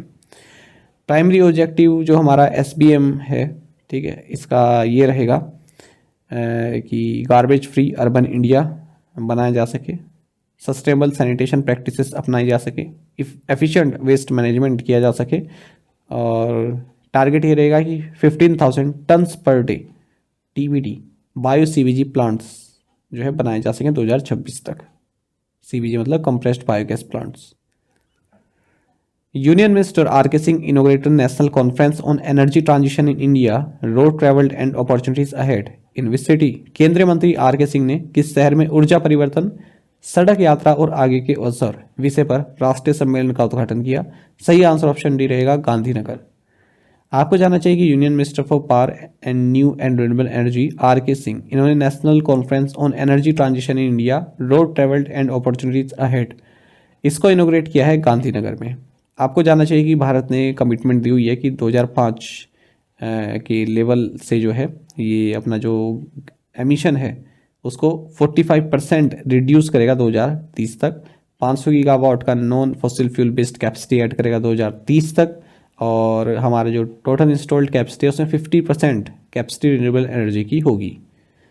आपको जानना चाहिए, इन्होंने ये भी बताया कि गुजरात देश में जो है नंबर 1 है अगर हम इंस्टॉल्ड विंड पावर कैपेसिटी की बात करें, वहीं highest installed rooftop solar capacity भी गुजरात में मैक्सिमम है। इस तरह का डेटा महत्वपूर्ण हो जाता है, ये आपको पता होना चाहिए। हु इनोवेटेड द सारस food festival at new Delhi? नई दिल्ली में सारस फूड फेस्टिवल का उद्घाटन किसने किया? सही आंसर ऑप्शन डी रहेगा फगन सिंह कुलास्ते। देखिए, minister of state for rural development and steel Fagan Singh Kulaste, इन्होंने सारस फूड फेस्टिवल को इनोग्रेट किया है न्यू दिल्ली में। सारस फूड फेस्टिवल को ऑर्गेनाइज किया गया है मिनिस्ट्री ऑफ रूरल डेवलपमेंट के द्वारा 1 दिसंबर से 17 दिसंबर 2023 के बीच, जहाँ पर 21 राज्यों के जो क्विजिन हैं उनको पीपल जो है एंजॉय कर सकते हैं। What is the total value of the approved proposals by the Defense Acquisition Council to enhance operational capabilities of armed forces? सशस्त्र बलों की परिचालन क्षमताओं को बढ़ाने के लिए रक्षा अधिग्रहण परिषद द्वारा अनुमोदित प्रस्ताव की कुल मूल्य राशि कितनी है? सही आंसर ऑप्शन बी है 2.23 लाख करोड़ रुपीस। आपको जानना चाहिए कि डिफेंस एक्विजिशन काउंसिल जिसकी अध्यक्षता रक्षा मंत्री करते हैं, तो राजनाथ सिंह ने की है, इन्होंने 2.23 लाख करोड़ रुपए के प्रपोजल को जो है मंजूरी दे दी है, जो कि इंडियन आर्म फोर्सेस के लिए कुछ इक्विपमेंट्स, ठीक है, ये सब खरीदे जाएंगे। इक्विपमेंट्स हो गए या फिर कोई मिसाइल वगैरह या हेलीकॉप्टर वगैरह, ये सब खरीदे जाएंगे।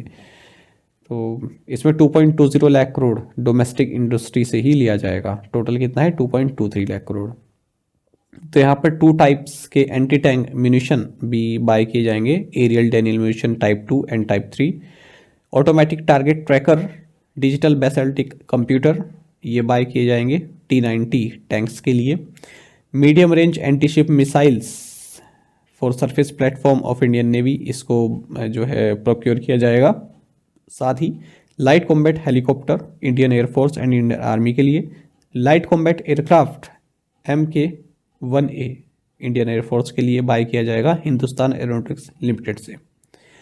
साथ ही जो Su-30 MKI एयरक्राफ्ट हैं, ठीक है, इनको अपग्रेड किया जाएगा HAL द्वारा।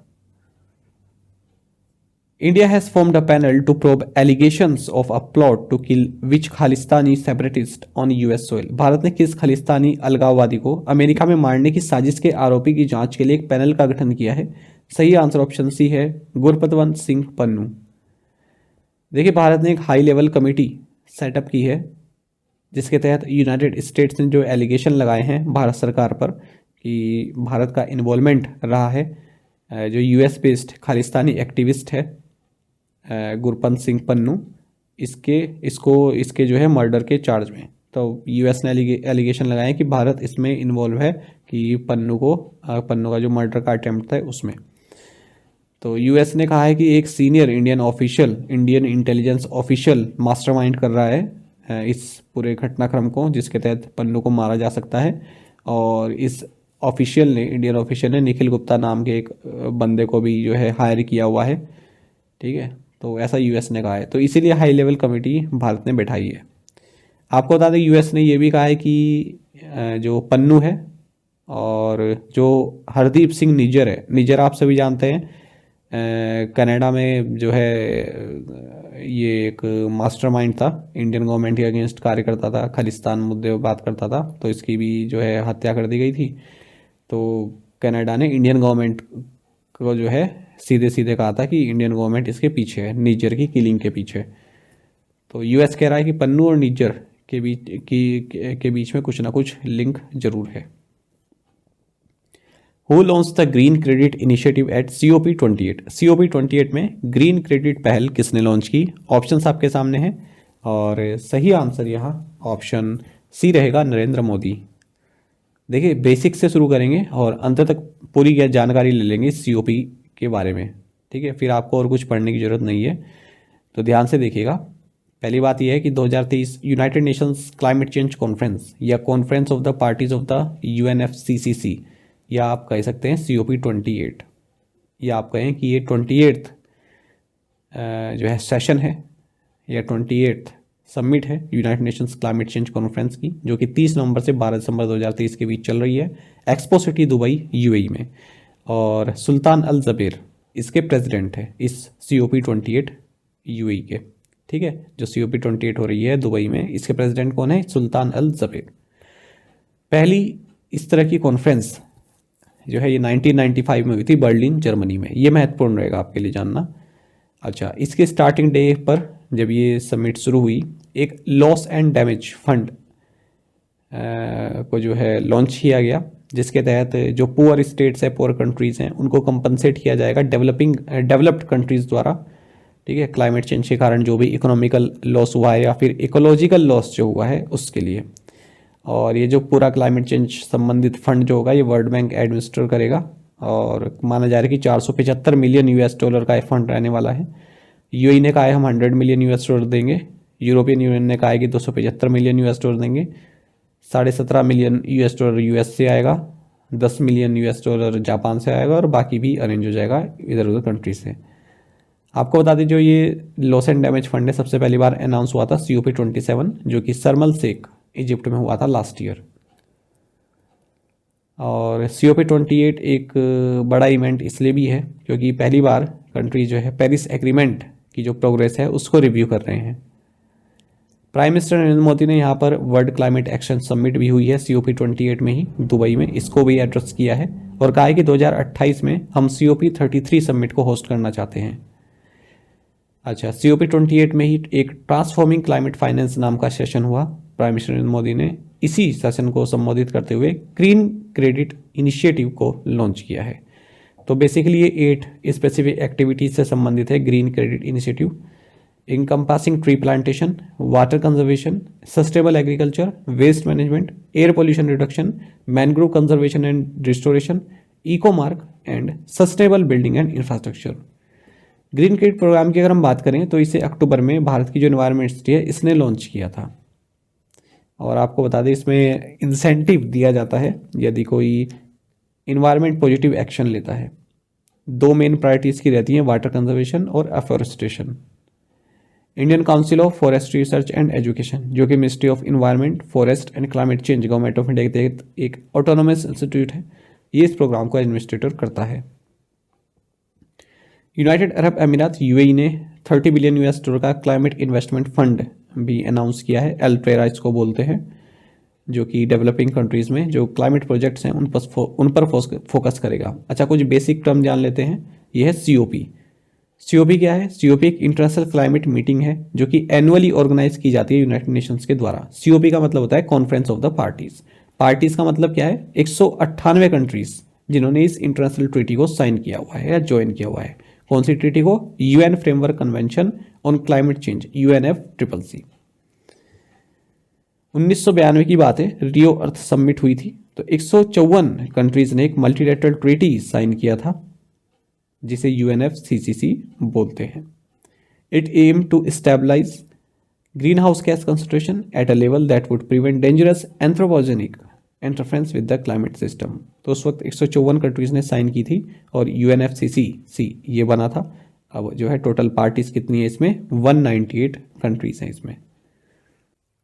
Whose statue was unveiled by Prime Minister Narendra Modi at Rajkot Fort in Maharashtra? प्रधानमंत्री नरेंद्र मोदी ने महाराष्ट्र के राजकोट किले में किसकी प्रतिमा का अनावरण किया है? ऑप्शंस आपके सामने हैं। सही आंसर ऑप्शन डी रहेगा, छत्रपति शिवाजी महाराज। आपको जानना चाहिए कि प्राइम मिनिस्टर नरेंद्र मोदी ने छत्रपति शिवाजी महाराज के स्टैचू का अनावरण किया है राजकोट फोर्ट, जो कि सिंधुदुर्ग डिस्ट्रिक्ट महाराष्ट्र राज्य में स्थित है। साथ ही प्राइम मिनिस्टर नरेंद्र मोदी ने नेवी डे 2023 सेलिब्रेशंस को भी अटेंड किया है सिंधुदुर्ग में ही। आपको बता दें यहाँ पर इंडियन नेवी की जो शिप्स हैं, सबमरीन्स हैं, एयरक्राफ्ट हैं एंड स्पेशल फोर्सेस हैं, इन्होंने ऑपरेशनल डिमॉन्स्ट्रेशंस का जो है आयोजन किया।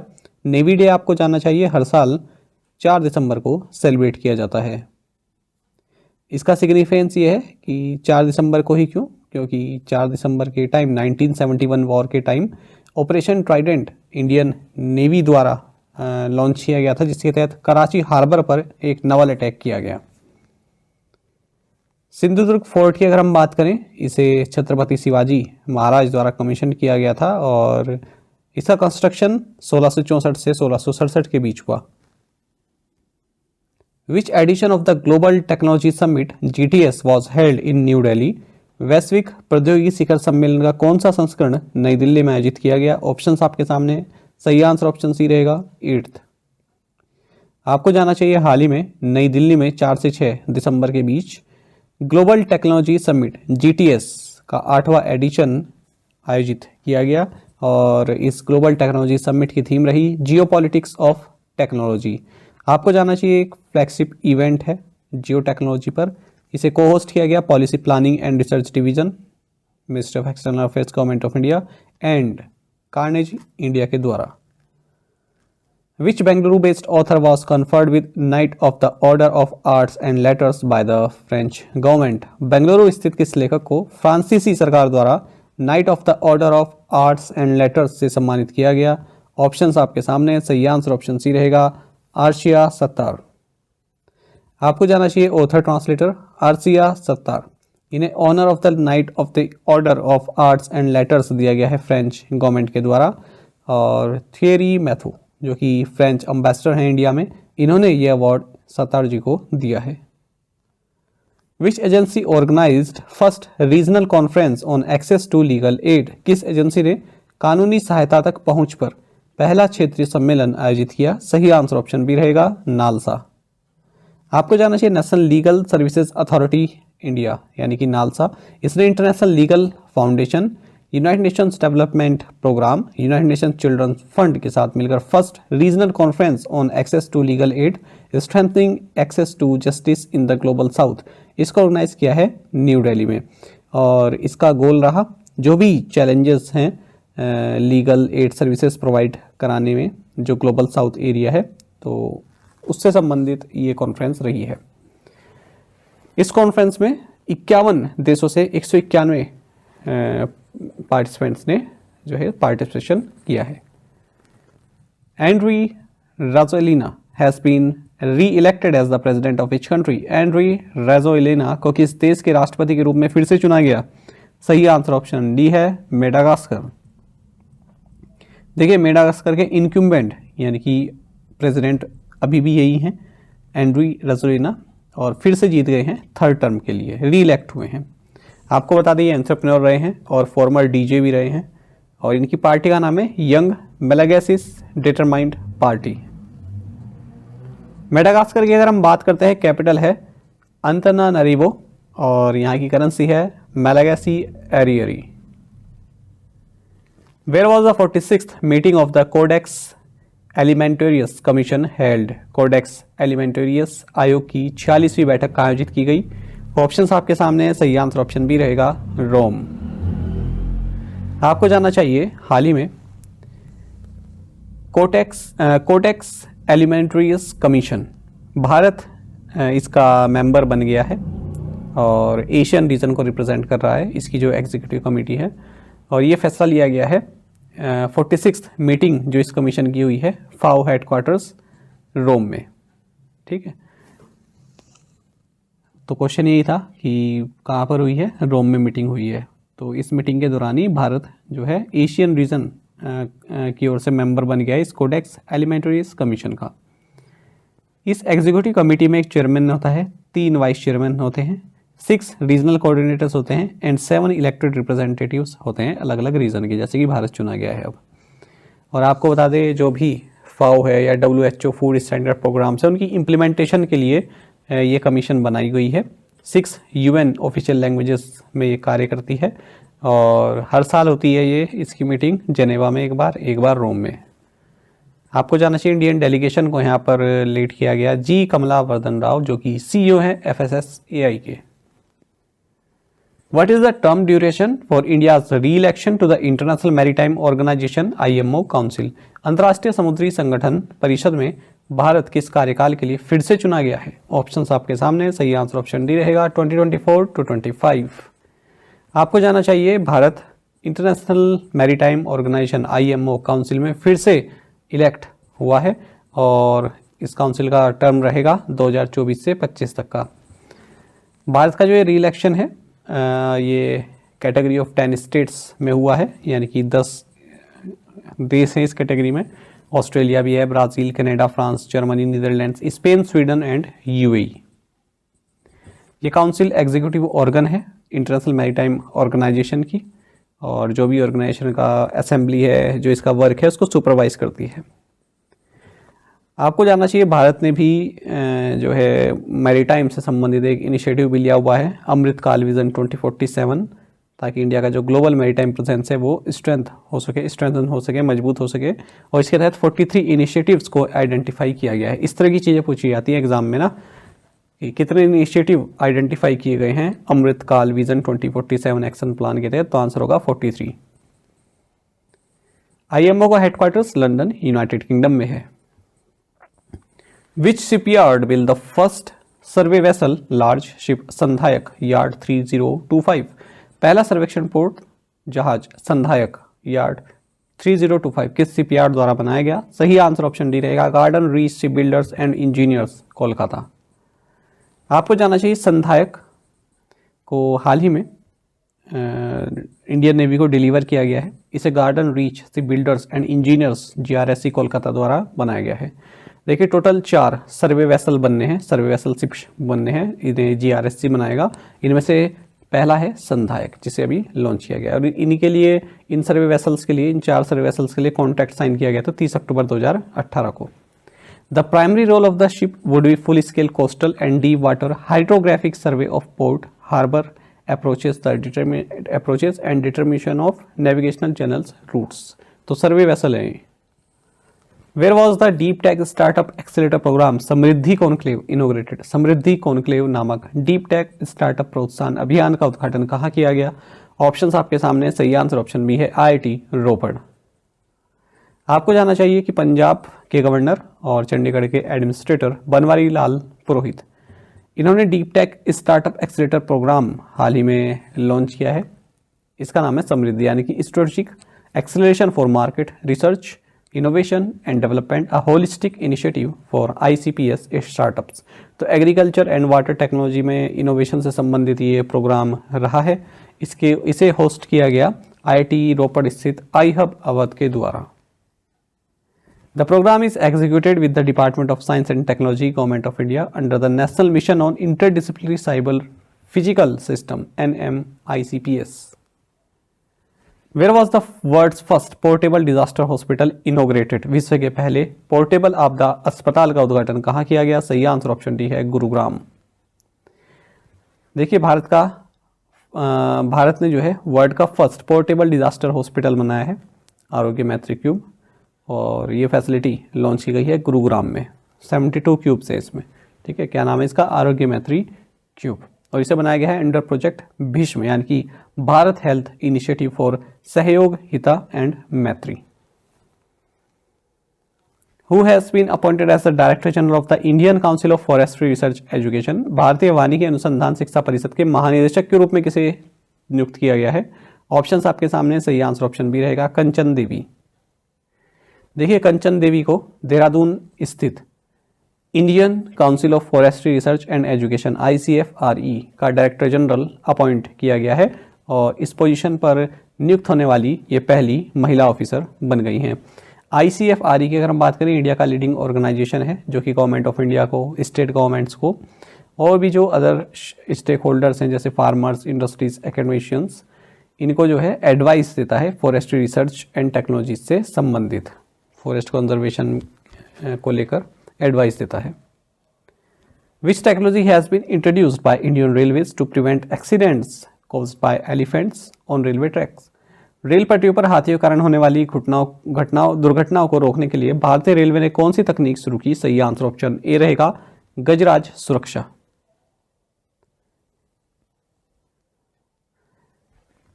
देखिए, ट्रेन कोलिजन हो जाता है एलिफेंट्स के साथ, फिर एलिफेंट्स की डेथ हो जाती है, तो इसके लिए इंडियन रेलवे ने एक नई टेक्नोलॉजी लॉन्च की जिसका नाम है गजराज सुरक्षा, ताकि इस तरह के एक्सीडेंट्स या इंसिडेंट्स जो हैं उन्हें प्रिवेंट किया जा सके। तो गजराज सुरक्षा जो कि एक इंट्रूजन डिटेक्शन सिस्टम है, IDS है, ये AI एल्गोरिथम पर बेस है और 99.5% जो है कोलिजन को जो है ये डिटेक्ट कर सकता है और ये OFC यानी कि ऑप्टिकल फाइबर केबल्स पर प्राइमरीली रिलाई करता है, सिग्नल भेजता है बेसिकली, है ना। जैसे एलिफेंट आ गया ट्रैक पर तो सिग्नल भेजता है ये।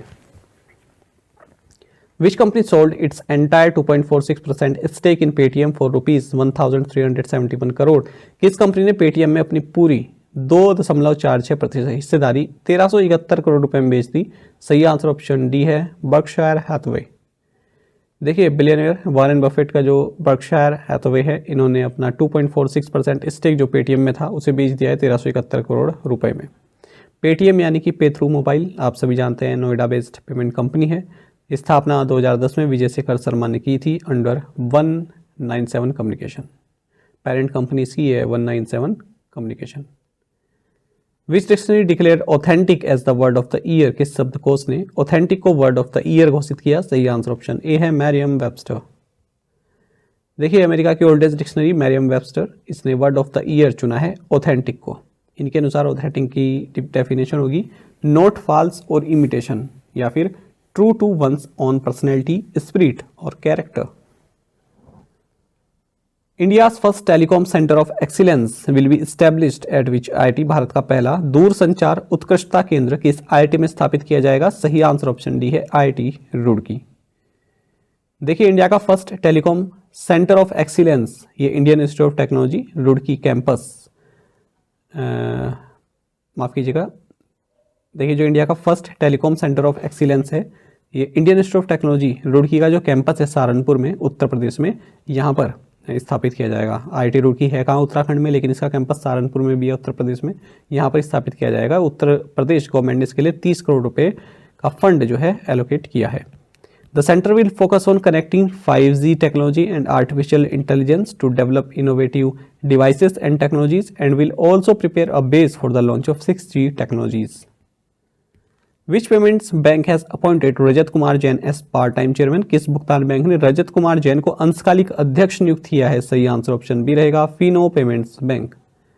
देखिए, Mumbai based Fino payments bank को रिजर्व बैंक ऑफ इंडिया से अप्रूवल मिल गया है कि आप former managing director of Xerox India and Walt Disney India Rajat Kumar Jain को पार्ट टाइम चेयरमैन नियुक्त कर सकते हैं और 1 नवंबर 2025 तक इनका कार्यकाल रहेगा। फिनो पेमेंट्स बैंक की बात करते हैं, MD एंड सी ऋषि गुप्ता है। टैगलाइन है कदर आपकी मेहनत की। What instrument did B. Shashi Kumar who passed away recently primarily play? B. Shashi Kumar जिनका हाल ही में निधन हो गया, मुख्य रूप से किस वाद्य यंत्र के प्रतिपादक थे? सही आंसर ऑप्शन डी रहेगा, वायलिन। देखिए, B. शशि कुमार जो कि जाने माने इंडियन वायलिनिस्ट रहे हैं, कार्नेटिक म्यूजिशियन रहे हैं, केरल से, इनका हाल ही में निधन हो गया 74 की एज में, थिरुवनंतपुरम केरल में। और ऑबिचुरीज देख लेते हैं। जाने माने गुजराती फोटो जर्नलिस्ट जवेरी लाल दलपत्रम मेहता, इनका भी हाल ही में 97 की एज में निधन हो गया। इन्हें पद्मश्री से सम्मानित किया गया था गवर्नमेंट ऑफ इंडिया द्वारा 2018 में। नोंगथोम्बम माइपक जो कि farmer mister India title holder रहे हैं, वेटरन बॉडी बिल्डर रहे हैं मणिपुर से, और मिस्टर माइपक के नाम से नहीं जाना जाता था, इनका भी निधन हो गया 88 की एज में। जाने मानी Indian Carnatic musician, composer and actress in Malayalam cinema R Subbalakshmi, इनका भी हाल ही में निधन हो गया 87 की एज में। साउथ इंडिया से फर्स्ट वुमेन कंपोजर रही हैं ऑल इंडिया रेडियो में। सैंड्रा डे ओ'कॉनोर, ये फर्स्ट वुमेन रही हैं जिन्होंने जस्टिस के तौर पर कार्य किया यूएस सुप्रीम कोर्ट में। यूएस सुप्रीम कोर्ट में फर्स्ट वुमेन जस्टिस रही हैं। इनका हाल ही में निधन हो गया 93 की एज में। तो ये सभी ऑबिचुरीज काफ़ी महत्वपूर्ण हैं। International civil aviation day celebrated on which day, अंतर्राष्ट्रीय नागरिक उड्डयन दिवस किस दिन मनाया जाता है? ऑप्शंस आपके सामने हैं और सही आंसर ऑप्शन डी रहेगा 7 दिसंबर। आपको जानना चाहिए 1996 में यूनाइटेड नेशंस जनरल असेंबली ने ये डिसाइड किया कि हर साल 7 दिसंबर को international civil aviation day celebrate किया जाएगा। आपको जानना चाहिए साल 2023 में इस डे का थीम है advancing innovation for global aviation development. आपको ये भी जानना चाहिए कि इंटरनेशनल सिविल एविएशन ऑर्गेनाइजेशन जो है ICAO, इसका हेडक्वार्टर्स मॉन्ट्रियल क्यूबेक कनाडा में है। ये एग्जाम में कई बार क्वेश्चन पूछा गया है, अलग अलग एग्जाम में इसका हेडक्वार्टर्स याद रखिएगा कनाडा में है। Who among the following won 2023 UNSCR Nansen refugee award? निम्नलिखित में से किसने 2023 UNSCR नानसेन शरणार्थी पुरस्कार जीता है? ऑप्शंस आपके सामने है, सही आंसर ऑप्शन सी रहेगा अब्दुल्लाही माहिर। देखिए 2023 का जो UNHCR नानसेन रिफ्यूजी अवार्ड है ये अब्दुल्लाई माहिर को गया है, जो कि एक जर्नलिस्ट हैं और फॉर्मर रेफ्यूजी हैं सोमालिया से। आपको बता दें इन्होंने केन्या में जो डिस्प्लेस्ड चिल्ड्रन हैं, यूथ हैं, उनके बीच में लगभग 1 लाख बुक्स इन्होंने बांटी हैं ताकि वो पढ़ सके। अगर हम इस अवार्ड की बात करें UNHCR नानसेन रिफ्यूजी अवार्ड की, तो इसकी स्थापना 1954 में हुई थी और एक नॉर्वे के साइंटिस्ट रहे हैं, डिप्लोमेट रहे हैं, और जो लीग ऑफ नेशंस पहले हुआ करता था उसमें रिफ्यूजीज़ को रिप्रेजेंट किया करते थे ये। इनका नाम है फ्रिट्जोफ नानसेन। तो इनकी मेमोरी में ये अवार्ड बनाया गया है। पहली बार 1954 में दिया गया था एलिनोर रूजवेल्ट को। UNHCR Nansen refugee award honours individuals, groups and organisations who go above and beyond the call of duty to protect refugees as well as internally displaced and stateless people। और इसमें जो award medal के साथ साथ जो monetary prize दिया जाता है वो है $1,50,000 का। 6th world congress on disaster management was held at which place? आपदा प्रबंधन पर 6ठी विश्व कांग्रेस कहाँ आयोजित की गई? ऑप्शंस आपके सामने है और सही आंसर ऑप्शन सी रहेगा देहरादून। आपको जानना चाहिए देहरादून उत्तराखंड में ग्राफिकेरा यूनिवर्सिटी है। यहाँ 6th world congress on disaster management हाल ही में संपन्न हुई है। इसका थीम रहा strengthening climate action and disaster resilience. आपको जानना चाहिए इसी इवेंट के दौरान जो चीफ मिनिस्टर हैं उत्तराखंड के पुष्कर सिंह धामी, इन्होंने एक नई बुक भी लॉन्च की है जिसका टाइटल है resilient India, how Modi transformed India's disaster management paradigm. इस बुक को एडिट और कंपाइल किया है blue craft digital foundation and Modi story के द्वारा। What is the growth projection for India retained by OECD for fiscal year 24? Fiscal 24 के लिए OECD द्वारा भारत के लिए विकास अनुमान क्या है? सही आंसर ऑप्शन बी रहेगा 6.3%। आपको जानना चाहिए organisation for economic cooperation and development जिसे OECD बोलते हैं, इसने फिस्कल 24 के लिए भारत का जो प्रोजेक्शन बताया वो 6.3% बताया है। और इन्होंने बताया कि फिस्कल 25 में भारत की इकोनॉमी थोड़ा स्लो हो जाएगी 6.1%। बाकी हम जानते हैं RBI ने फिस्कल 24 के लिए जो इकोनॉमी ग्रोथ फोरकास्ट है वो 6.5 बताई हुई है, इन्फ्लेशन 5.4%, और S&P ग्लोबल मार्केट इंटेलिजेंस ने इंडिया की जो ग्रोथ फोरकास्ट है फिस्कल 24 के लिए 6.4% कर दी है। कोल and mines minister Pralhad Joshi launch the auction of how many critical minerals worth ₹45,000 crore. कोयला और खान मंत्री प्रहलाद जोशी ने 45,000 करोड़ रुपए की कितने महत्वपूर्ण खनिजों की नीलामी शुरू की? सही आंसर ऑप्शन भी रहेगा 20। आपको जानना चाहिए coal and mines minister Pralhad Joshi, इन्होंने हाल ही में लगभग 45,000 करोड़ के वर्थ वाले 20 क्रिटिकल मिनरल्स की ऑक्शन को लॉन्च किया है, और इनमें 2 लिथियम ब्लॉक्स भी हैं 20 मिनरल्स में। एक तो जम्मू एंड कश्मीर में, ठीक है, और दूसरा है छत्तीसगढ़ का, ठीक है। एक लिथियम ब्लॉक जम्मू कश्मीर का है और दूसरा है छत्तीसगढ़ का। आपको जानना चाहिए SBI कैपिटल मार्केट्स लिमिटेड ये मिनिस्ट्री ऑफ माइंस को असिस्ट कर रही है इस ऑक्शन में, तो ये ट्रांजैक्शन एडवाइजर है, और MECL ये टेक्निकल एडवाइजर है। Who has been appointed as president of Rural Marketing Association of India for 2023-2025? 2023-2025 के लिए rural marketing association of India का अध्यक्ष किसे चुना गया है? ऑप्शंस आपके सामने है। सही आंसर ऑप्शन सी रहेगा, पुनीत विद्यार्थी। देखिए, rural marketing association of India जो कि भारत में रूरल मार्केटर्स की जो है प्रीमियर बॉडी है, इन्होंने पुनीत विद्यार्थी को अपना प्रेसिडेंट नियुक्त किया है 2023 से 25 के लिए, और विश्ववरण चक्रवर्ती से टेक ओवर करेंगे। विद्यार्थी is the head of marketing, business development and case new Holland, a construction equipment business. A high-level committee headed by Amit Shah has approved a recovery and reconstruction plan of rupees 1,658.17 crore for Joshimath, which is located in this state. Amit Shah की अध्यक्षता वाली एक उच्च स्तरीय समिति ने किस राज्य के जोशीमठ के लिए 1658.17 करोड़ रुपए की पुनर्प्राप्ति और पुनर्निर्माण योजना को मंजूरी दी? ऑप्शंस आपके सामने हैं। सही आंसर ऑप्शन सी रहेगा, उत्तराखंड। देखिए, एक हाई लेवल कमेटी जिसकी अध्यक्षता union home minister and minister of cooperation Amit Shah ने की, इन्होंने जोशीमठ के रिकवरी और रिकंस्ट्रक्शन के लिए 1658.17 करोड़ रुपए जो है अप्रूव कर दिए हैं। जोशीमठ आपको जानना चाहिए उत्तराखंड में है, और इस साल की शुरुआत में हमने देखा कि लैंडस्लाइड्स और ग्राउंड सब्सिडेंस की घटनाएं यहाँ पर काफ़ी हुई। कई हाउसेज में यहाँ पर क्रैक्स भी देखने के लिए मिले लैंड सब्सिडेंस के कारण, और 6000 फीट पर है ये उत्तराखंड के चमोली डिस्ट्रिक्ट में, और जो बद्रीनाथ है, हेमकुंड साहिब है, उसका रूट यहीं से होकर गुजरता है। विच बायोटेक्नोलॉजी कंपनी हैज साइंड, ये एक्चुअली इसलिए मैं आपको ये डिटेल बता रहा हूँ, अगर आप कुछ वैसे एग्जाम देखें, बैंक को छोड़ दीजिए, भले SSC हो, PCS हो, ठीक है, या फिर और कोई एग्जाम हो, उनमें पूछ लेते हैं कभी कभी लोकेशन ना, कुछ ऐसी सिटीज़ जो चर्चा में रही हो, पूछ लेगी जोशीमठ जो है चर्चा में रहा कहाँ पर स्थित है, इसलिए मैंने बताया है। तो जो आसपास के हैं, जैसे उत्तराखंड वाले तो जानते ही हैं, उत्तर प्रदेश के हैं, ठीक है, बिहार के हैं, तो ये लोग तो सुने रहते हैं कि जोशीमठ कहाँ पर है, पर जो अदर स्टेट्स के हैं उनमें बहुत कम लोग जानते हैं। Which biotechnology company has signed an MOU with Sydney University to collaborate on advancing vaccine research initiatives? किस कंपनी ने वैक्सीन अनुसंधान पहल को आगे बढ़ाने में सहयोग के लिए सिडनी विश्वविद्यालय के साथ एक समझौता ज्ञापन पर हस्ताक्षर किए हैं? ऑप्शंस आपके सामने है। सही आंसर ऑप्शन बी रहेगा, भारत बायोटेक। देखिए, Hyderabad based Bharat biotech international limited, जो कि इंडिया की फर्स्ट इंडिजिनस कोविड-19 वैक्सीन कोवैक्सीन की डेवलपर रही, इन्होंने एक मेमोरेंडम ऑफ अंडरस्टैंडिंग साइन किया है university of Sydney infectious disease institute के साथ, ताकि वैक्सीन रिसर्च इनिशिएटिव्स जो हैं उनको और आगे बढ़ाया जा सके, एकेडमिक इंडस्ट्री पार्टनरशिप को मजबूत किया जा सके, और जो ग्लोबल एफर्ट्स हैं इन्फेक्शियस डिसीज से कॉम्बैट करने के लिए, ठीक है, उनमें मिलकर कार्य किया जा सके। Bharat biotech founder and executive chairman doctor Krishna एला है।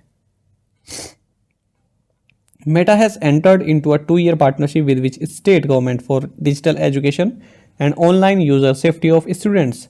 मेटा ने छात्रों की डिजिटल शिक्षा और ऑनलाइन उपयोगकर्ता सुरक्षा के लिए किस राज्य सरकार के साथ 2 साल की साझेदारी की है? सही आंसर ऑप्शन बी रहेगा, कर्नाटक।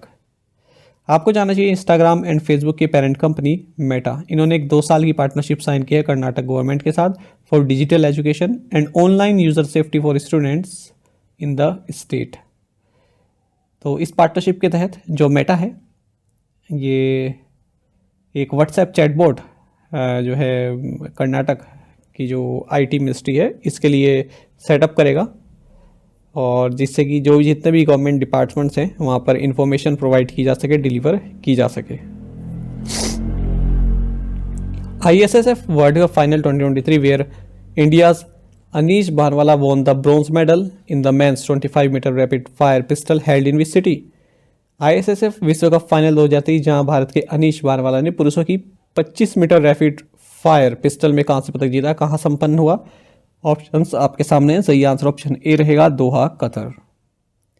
देखिए, शूटिंग की बात हो रही है तो इंडियन शूटर अनीश भानवाला, इन्होंने ब्रॉन्ज मेडल जीता है मेंस के 25 metre rapid fire pistol event में ISSF वर्ल्ड कप फाइनल 2023 में, जो कि दोहा, कतर में हुआ है। तो ये भारत का इकलौता मेडल है जो भारत ने इस ISSF 2023 में जीता है। और men's 25 metre rapid fire pistol event में ये भारत का अब तक का पहला मेडल है जो वर्ल्ड कप फाइनल में भारत ने जीता है। SBI Mutual Fund will acquire up to 9.99% of the paid up share capital or voting rights of which private sector bank? SBI Mutual Fund किस निजी क्षेत्र के बैंक की चुकता शेयर पूंजी या वोटिंग अधिकार का 9.99% तक अधिग्रहण करेगा? सही आंसर ऑप्शन डी है करूर वैश्य बैंक। देखिए रिजर्व बैंक ऑफ इंडिया ने अपने अप्रूवल दे दिया है SBI म्यूचुअल फंड को कि आप करूर वैश्य बैंक लिमिटेड की जो पेड अप शेयर कैपिटल या वोटिंग राइट्स है इसका 9.99% एक्वायर कर सकते हैं। बात करते हैं SBI म्यूचुअल फंड की, CEO शमशेर सिंह है, हेडक्वार्टर्स मुंबई है। वहीं अगर हम करूर वैश्य बैंक लिमिटेड की बात करें, MD and CEO B Ramesh Babu हैं, हेडक्वार्टर्स करूर तमिलनाडु में है और टैगलाइन है स्मार्ट वे टू बैंक। साथ ही आपको ये जानना चाहिए जो कंपटीशन कमीशन ऑफ इंडिया है इसने हाल ही में एटलस 2022 होल्डिंग्स लिमिटेड इसको अप्रूव कर दिया है कि आप जो वोडाफोन है इसमें अपनी जो वोटिंग राइट्स हैं या शेयर होल्डिंग्स हैं उनको 14.6% से बढ़ाकर 25% तक कर सकते हैं। SEBI approved reducing the issue size of zero coupon zero principal instruments from 1 crore rupees to what amount? SEBI ने zero coupon zero principal instrument के इशू साइज को 1 करोड़ रुपए से घटाकर कितनी राशि करने को मंजूरी दी है? सही आंसर ऑप्शन सी रहेगा 50 लाख रुपीस। देखिए हाल ही में सेबी बोर्ड की 203वीं मीटिंग मुंबई में हुई है। इन्होंने कुछ फैसले लिए हैं उनको देख लेते हैं। तो यहाँ पर जो मिनिमम इशू साइज है in case of public issuance of zero coupon zero principal instrument by not for profit organisation on social stock exchange, इसको 1 करोड़ से घटाकर 50 लाख कर दिया है। वहीं जो मिनिमम एप्लीकेशन साइज है, ऊपर बात हो रही है मिनिमम इशू साइज की, यहाँ पर बात हो रही है मिनिमम एप्लीकेशन साइज की, ठीक है, इसको 2 लाख रुपए से घटाकर 10,000 रुपये कर दिया है। और जो सोशल ऑडिटर है इसका नोमेनक्लेचर बदल दिया है, अब इसको कहा जाएगा सोशल इम्पैक्ट एक्सेसर। साथ ही से भी प्लान कर रहा है कि हम सेम डे सेटलमेंट यानी कि T+0 सेटलमेंट मार्च 2024 तक जो है इंट्रोड्यूस कर दे। Facilitation of small and medium REITs amendments to SEBI regulation 2014 for creation of new regulatory framework, ठीक है, तो इसमें कुछ अमेंडमेंट्स किए जाएंगे जो सेबी रेगुलेशन 2014 है ताकि कुछ नए रेगुलेटरी फ्रेमवर्क लाए जा सके। सेबी ने जो सेबी कंप्लेंट रिट्रेसल है यानी कि स्कोर्स, इसकी जो लिंकिंग का कार्यक्रम है online dispute resolution portal ODR portal के साथ, उसको पोस्टपोन कर दिया अप्रैल 2024 तक। तो याद रखिएगा, एक तो स्कोर यानी कि सेबी कंप्लेंट रिट्रेसल ये इसका मतलब है, और दूसरा है ODR यानी कि ऑनलाइन डिस्प्यूट रेजोल्यूशन, ये सेबी का ही पोर्टल है। Which bank has announced a collaboration with NCDEX E-Markets Limited for enhanced e-procurement and e-auction? किस बैंक ने उन्नत ई खरीद और ई नीलामी के लिए NCDEX E-Markets Limited के साथ सहयोग की घोषणा की? सही आंसर ऑप्शन सी रहेगा फेडरल बैंक। देखिए फेडरल बैंक ने अनाउंस किया है कि हमने NCDEX E-Markets Limited के साथ कोलेबोरेशन किया है to fortify the integration of e procurement and e auction system. Under this initiatives जो फार्मर्स हैं वो अपनी क्रॉप डिटेल्स इस NEML प्लेटफॉर्म पर जो है लिस्ट कर सकते हैं और गवर्नमेंट वहाँ से परचेज करेगा उनको जो भी मिनिमम सपोर्ट प्राइस है उस रेट पर। Which state government has signed a piece agreement with the United national liberation front UNLF? किस राज्य सरकार ने United national liberation front UNLF के साथ शांति समझौते पर हस्ताक्षर किए हैं? सही आंसर ऑप्शन बी रहेगा मणिपुर। आपको जानना चाहिए यूनियन गवर्नमेंट ने और मणिपुर की जो गवर्नमेंट है राज्य गवर्नमेंट, इन्होंने एक पीस एग्रीमेंट साइन किया है United national liberation front UNLF के साथ। UNLF आपको बता दें एक बैंड मेतेई एक्सट्रीम ऑर्गेनाइजेशन है जो कि ओल्डेस्ट आर्म ग्रुप है मणिपुर वैली में। तो इस पीस एग्रीमेंट के साथ ही जो 6 दशक पुराना जो एक आर्म्ड मूवमेंट चल रहा था उसकी समाप्ति हो गई है। यह एग्रीमेंट न्यू दिल्ली में साइन किया गया है। अगर हम UNLF की और बात करें तो इसकी स्थापना 1964 में हुई थी और ये भारत और भारत के बाहर दोनों जगह ऑपरेट कर रहा है। Actually ministry of home affairs ने 8 मेतेई एक्सट्रीमिस्ट ऑर्गेनाइजेशंस को बैन किया हुआ है, उनमें से एक ये भी है और ये बैन किया हुआ है अनलॉफुल एक्टिविटीज प्रिवेंशन एक्ट 1967 के तहत। Which company has entered into an agreement with Satellogic for building low Earth orbit satellites in India?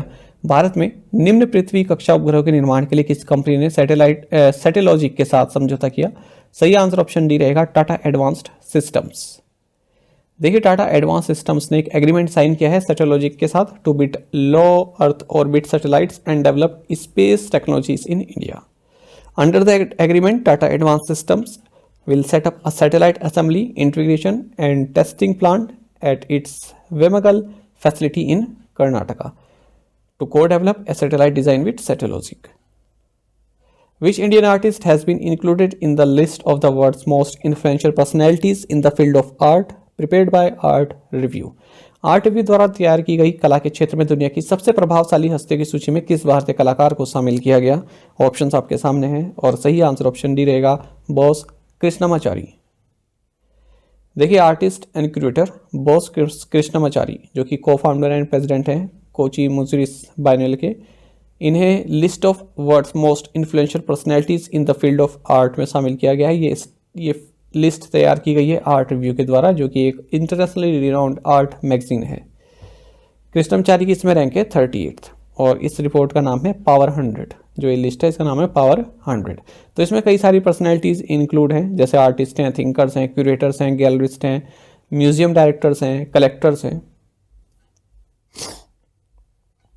बंधन bank approved the reappointment of Chandrashekhar Ghosh as its managing director and chief executive officer for what duration? Bandhan bank ने किस अवधि के लिए अपने प्रबंध निदेशक और मुख्य कार्यकारी अधिकारी के रूप में चंद्रशेखर घोष की पुनर्नियुक्ति को मंजूरी दी? सही आंसर ऑप्शन डी रहेगा, 3 इयर्स। देखिए, बंधन बैंक ने चंद्रशेखर घोष को रीअपॉइंट करने की मंजूरी दे दी है अपना managing director and chief executive के तौर पर 3 साल के लिए। ये जो रीअपॉइंटमेंट है ये 10 जुलाई 2024 से लागू होगी। बंधन बैंक की बात करते हैं, हेडक्वार्टर्स कोलकाता में है, वेस्ट बंगाल। टैगलाइन है, आपका भला सबकी भलाई। What is the total annual groundwater recharge for the entire country in 2023 as per Dynamic Groundwater Resource Assessment Report released by Union Minister Gajendra Shekhawat? केंद्रीय मंत्री गजेंद्र शेखावत द्वारा जारी गतिशील भूजल संसाधन आकलन रिपोर्ट के अनुसार 2023 में पूरे देश में कुल वार्षिक भूजल पुनर्भरण कितना है? ऑप्शंस आपके सामने है। सही आंसर ऑप्शन बी रहेगा, 449.08 बिलियन क्यूबिक मीटर्स। देखिए, यूनियन मिनिस्टर ऑफ जल शक्ति गजेंद्र सिंह शेखावत ने dynamic ground water resource assessment report जारी की है पूरे देश भर के लिए। 2023 से संबंधित इसमें आंकड़े हैं। तो इसमें बताया गया है कि जो total annual ground water recharge है पूरे कंट्री के लिए 449.08 बिलियन क्यूबिक मीटर्स है। यानी कि अगर 2022 से बात करें तो 11.48 बिलियन क्यूबिक मीटर्स का इंक्रीज देखने के लिए मिला है। और जो एनुअल ग्राउंड वाटर एक्सट्रैक्शन है वो 241.34 बिलियन क्यूबिक मीटर्स रहा है। और ये बताया कि टोटल जो 6553 असेसमेंट यूनिट्स हैं हमारे देश में, उनमें से 736 यूनिट्स को ओवर एक्सप्लॉइटेड के तौर पर कैटेगराइज किया गया है, वहीं 4793 को सेफ कैटेगराइज किया गया है। Assessment indicates increase in ground water recharge, stage of ground water extraction stands eight 59.23%. The major groundwater recharge increase is noticed in the state of West Bengal, Assam, Telangana, Chhattisgarh, Karnataka, Gujarat and Bihar. तो सबसे ज़्यादा जो ग्राउंड वाटर रिचार्ज इंक्रीज किया गया है वो इन राज्यों में किया गया है। साथ ही करंट अफेयर्स फंडा को आप टेलीग्राम पर भी ज्वाइन कर सकते हैं। यहाँ पर रेगुलर वीडियो अपडेट्स और करंट क्विज़ेस हम आप सभी के लिए डालते रहते हैं। साथ ही डिस्कशन ग्रुप में आप किसी भी क्वेश्चन का सोल्यूशन पा सकते हैं। दोस्तों, हमारे करंट अफेयर्स की प्लेलिस्ट दी गई है, इसको आप जरूर देखें। अपने दोस्तों के साथ, फेलो एस्पिरेंट के साथ हमारे करंट अफेयर्स को आप शेयर जरूर करें। आज का ये सेशन आपको कैसा लगा आप कमेंट बॉक्स में अवश्य बताइएगा। Thank you guys.